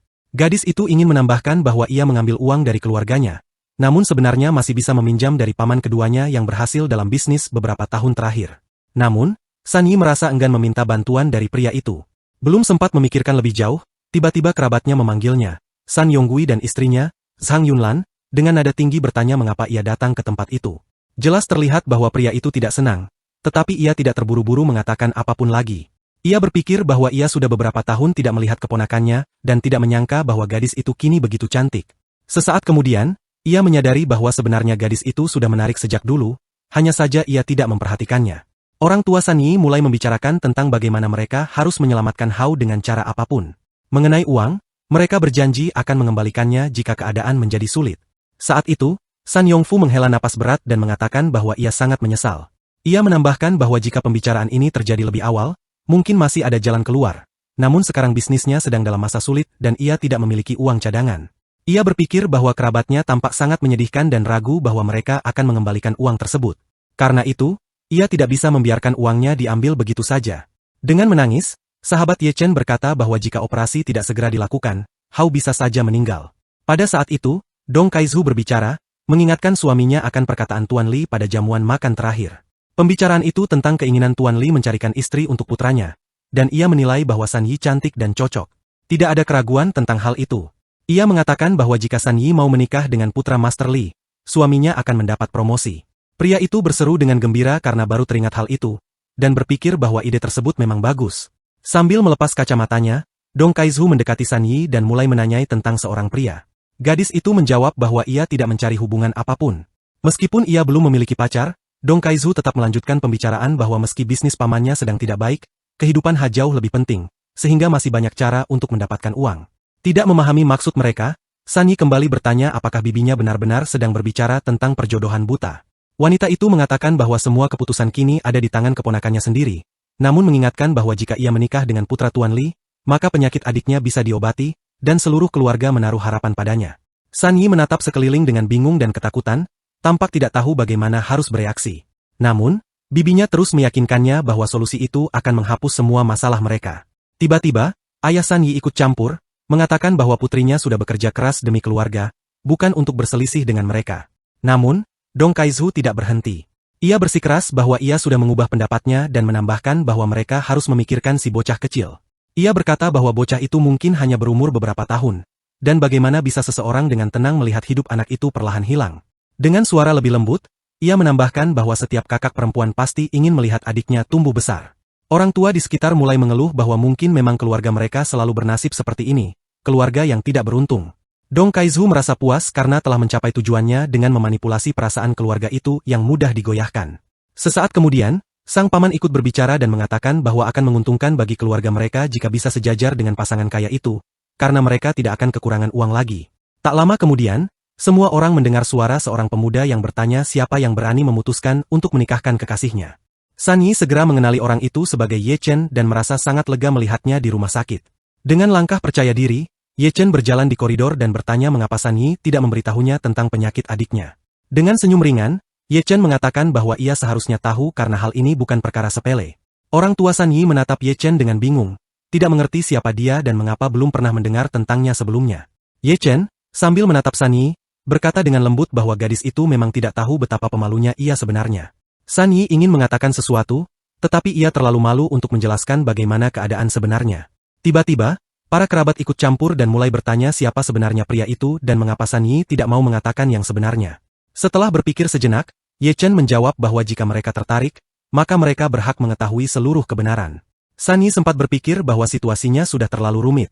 Ia tidak tahu bagaimana harus bersikap, namun di sisi lain, ia juga tidak ingin membuat Ye Chen terlihat buruk di depan keluarganya. Dalam sekejap, San Yi menarik Ye Chen mendekat dan mencium bibirnya. Bibi dan pamannya terkejut dan tidak percaya dengan apa yang baru saja mereka lihat. Karena hal itu benar-benar di luar dugaan mereka. Sang paman berseru bahwa keponakannya pasti tidak tahu berapa banyak biaya yang dibutuhkan, menyeratkan bahwa tidak semua pemuda mampu membayar segalanya. Namun, Ye Chen tetap tenang tanpa kehilangan kendali sedikit pun. Ye Chen mengatakan bahwa dalam perjalanan menuju rumah sakit, ia sudah membayar semua biaya sehingga operasi bisa segera dimulai. Sebenarnya, Ye Chen sama sekali belum membayar apapun. Ia hanya melakukan itu agar kerabat San Yi tidak terus memaksa gadis itu untuk menikah. Dengan suara tenang, Ye Chen menjelaskan bahwa uangnya belum benar-benar disetorkan ke rumah sakit dan ia masih harus menyerahkan cek langsung kepada dokter terbaik di kota, Dr. Ye. Mendengar itu, Dong Kaizhu dengan nada tidak puas berkata bahwa ia belum pernah mendengar nama dokter seperti itu di kota mereka. Ye Chen berpikir bahwa akan sulit menipu seorang wanita, tetapi rumor sudah mulai menyebar di sekitar. Namun, Ye Chen belum sempat menjelaskan semuanya karena keluarga San Yi sudah lebih dulu menertawakannya. Tiba-tiba terdengar suara dari belakang yang menanyakan apakah semua orang yang hadir benar-benar kerabat pasien. Seorang pria yang ternyata adalah dokter memeriksa para pengunjung dan mengingatkan bahwa mereka berada di rumah sakit, jadi seharusnya bersikap sopan. Saat itu, paman San Yi memperhatikan dokter tersebut dan mencoba mengenalinya. Ketika mendekat, ia menyadari sudah lama tidak melihat pria itu dan teringat bagaimana mereka pernah menghabiskan waktu bersama. Ia berhenti sejenak, menatap wajah di depannya untuk memastikan bahwa ia tidak salah orang. Kemudian, dengan gembira, ia menyingkirkan orang yang berdiri di hadapannya dan berlari menghampiri dokter sambil memanggil namanya dengan keras. Dokter itu menyambut Ye Chen dengan hangat, menjabat tangannya seperti teman lama, tampak alami dan tulus. Setelah itu, Dokter berkata bahwa ia tidak percaya bisa bertemu Ye Chen lagi setelah insiden di rumah Tuan Shen. Semua orang yang hadir menatap dengan takjub, melihat dokter terkenal itu berbicara dengan Ye Chen seolah mereka telah saling mengenal lama. Pemandangan ini juga membuat San Yi terkejut karena ia tidak mengerti mengapa temannya dipanggil dokter. Ye Chen berdiri diam, tidak tahu harus berkata apa dalam situasi yang tidak biasa itu. Ia tidak ingin membuat alasan apapun, hanya berbicara sewajarnya dengan pria di depannya. Ia tidak berniat mengungkapkan semuanya, karena sebelumnya sudah memberitahu Chu bahwa ia pernah bertemu dokter itu di rumah sakit. Namun, dokter yang tidak paham maksudnya terus berbicara dan mengingatkan bahwa mereka pernah bertemu di rumah sang master. Ye Chen berusaha menyesuaikan keadaan agar semua terlihat wajar dan tenang. Sementara itu, orang tua San Yi berbisik, membicarakan bahwa pemuda itu sepertinya memang seorang dokter sungguhan. Menyadari hal itu, Ye Chen memutuskan untuk memanfaatkan situasi dan menegaskan kepada dokter bahwa ia bukan penipu yang memperdaya orang kaya. Pada saat itu, Paman San Yi menyela, memperingatkan dokter agar tidak berurusan dengan pemuda itu karena ia dianggap tidak bisa dipercaya. Dengan suara keras, ia menyebut bahwa setelah menilai pemuda itu, ia menganggapnya seorang penipu tak tahu malu. Dokter yang tidak mengenal orang itu dengan baik lalu bertanya pada Ye Chen siapa sebenarnya orang asing yang berdiri di depannya. Ye Chen tidak ingin berdebat dengan orang-orang aneh itu, jadi ia menjentikan jarinya dan memanggil para penjaga untuk segera datang. Sambil menunjuk para pengganggu, dokter itu berkata bahwa dua orang tersebut membuat keributan dan mengganggu pasien lain. Ia menambahkan bahwa ia mencurigai mereka mungkin mengidap rabies, jadi lebih baik dikirim ke klinik khusus agar infeksinya tidak menyebar. Jelas ada yang tidak beres. Orang-orang mulai berteriak, menuduh dokter itu berbohong dan menuntut keadilan. Ye Chen tersenyum tipis, menyadari bahwa meskipun kemampuan medisnya biasa saja, metode yang digunakan dokter itu sangat kejam namun efektif. Saat itu, San Yi menyentuh kaus Ye Chen dengan cemas tidak mengerti dengan apa yang terjadi. Ia lalu memohon bantuan pada dokter Qiu, meyakinkan bahwa mereka akan mengganti biaya operasi bagaimanapun juga, tetapi campur tangan dari luar tidak bisa diterima. Setelah menatap Ye Chen dan San Yi dengan saksama, dokter akhirnya yakin bahwa gadis itu benar-benar pacar Ye Chen. Beberapa saat kemudian, ia mengatakan bahwa ia akan menangani operasi secara pribadi dan bertanggung jawab penuh atas keberhasilannya hingga masa pemulihan selesai. Ye Chen menyetujui keputusan itu sepenuhnya dan mendukung tindakan dokter tersebut. Ye Chen yakin bahwa dokter itu mampu, dan sang dokter menegaskan kembali keseriusan niatnya. Pada selembar kertas kecil, Ye Chen menuliskan prosedur pembedahan yang akan meningkatkan keterampilan medis dan memastikan keselamatan selama operasi berlangsung. Ketika membaca catatan itu, Dr. Qiu tidak percaya pada matanya, karena teknik yang disebutkan adalah metode kuno, qi dan darah, yang telah lama hilang dan tak ternilai harganya. Sesaat kemudian, Ye Chen mengeluarkan sebuah kartu keras dari sakunya dan menunjukkannya kepada semua orang yang hadir. Ketika dokter mendengar bahwa Ye Chen ingin membayar biaya operasi, ia menolak dan berkata bahwa setelah apa yang telah dilakukan pemuda itu untuknya, ia tidak akan menerima uang sepeser pun. Tak lama kemudian, ia menambahkan bahwa semua orang yang hadir bisa sepenuhnya mempercayakannya. Keluarga yang sebelumnya berada dalam kesulitan tidak percaya bahwa semuanya bisa terselesaikan dengan begitu mudah dan cepat. Mereka merasa seolah sedang berhadapan dengan sosok suci yang mampu melakukan hal-hal luar biasa. Di luar rumah sakit, orang tua San Yi menyuruh putrinya pulang dan beristirahat sementara mereka akan tetap tinggal menemani di sana. Saat itu, sang ayah menambahkan bahwa ia hanya memiliki satu pertanyaan untuk putrinya. Dengan nada dingin, ia menegaskan bahwa San Yi dan kekasihnya hidup bersama, jadi mereka harus berhati-hati agar tidak memiliki anak sebelum waktunya. Malu dan marah, San Yi menegur ayahnya karena berbicara hal yang tidak pantas. Saat itu, Ye Chen menyela dengan santai, mengatakan bahwa ia tidak menyangka sang ayah begitu perhatian terhadap keselamatan putrinya. Kesal, San Yi menegur Ye Chen karena berani mendengarkan pembicaraan pribadi mereka. Berusaha mengganti topik, San Yi mengatakan bahwa mereka akan pulang dengan mobil. Namun, beberapa saat kemudian, ketika memperhatikan sesuatu di depan, ia baru teringat akan sesuatu yang penting. Menatap Ye Chen, San Yi menjelaskan bahwa ia telah menggadaikan mobilnya dan akan berusaha menebusnya kembali besok. Pada saat itu, sambil mengambil kunci dan menyalakan alarm, Ye Chen bertanya kepada temannya apakah ia belum memberinya kunci mobil. Dengan nada bercanda, ia menambahkan bahwa ia tidak mengerti kapan gadis cantik itu sempat melakukannya. Melihat kunci tersebut, San Yi berkata bahwa itu miliknya, dan bagaimanapun juga, kunci itu sangat mirip dengan yang ia punya. Menyadari bahwa Ye Chen telah membeli mobil itu, ia menjelaskan bahwa ia secara tidak sengaja bertemu dengan perusahaan gadai dan sebagai pacar sementara, ia seharusnya mengambil kuncinya, sambil memperingatkan agar San Yi tidak kehilangan kunci lagi. Ye Chen tahu bahwa gadis itu telah mencapai segalanya dengan usahanya sendiri, dan ia ingin membuatnya senang dengan cara apapun. Sesaat kemudian, San Yi memeluknya dengan sangat erat hingga ia tidak tahu bagaimana harus bereaksi. Dengan penuh rasa terima kasih, gadis itu mengatakan bahwa Ye Chen telah banyak berbuat untuknya. Namun, Ye Chen segera menegaskan bahwa sebenarnya ia juga harus berterima kasih karena telah diizinkan tinggal di rumah San Yi. Ia sempat ragu untuk mengatakan sesuatu yang lain, tetapi tidak berani melakukannya.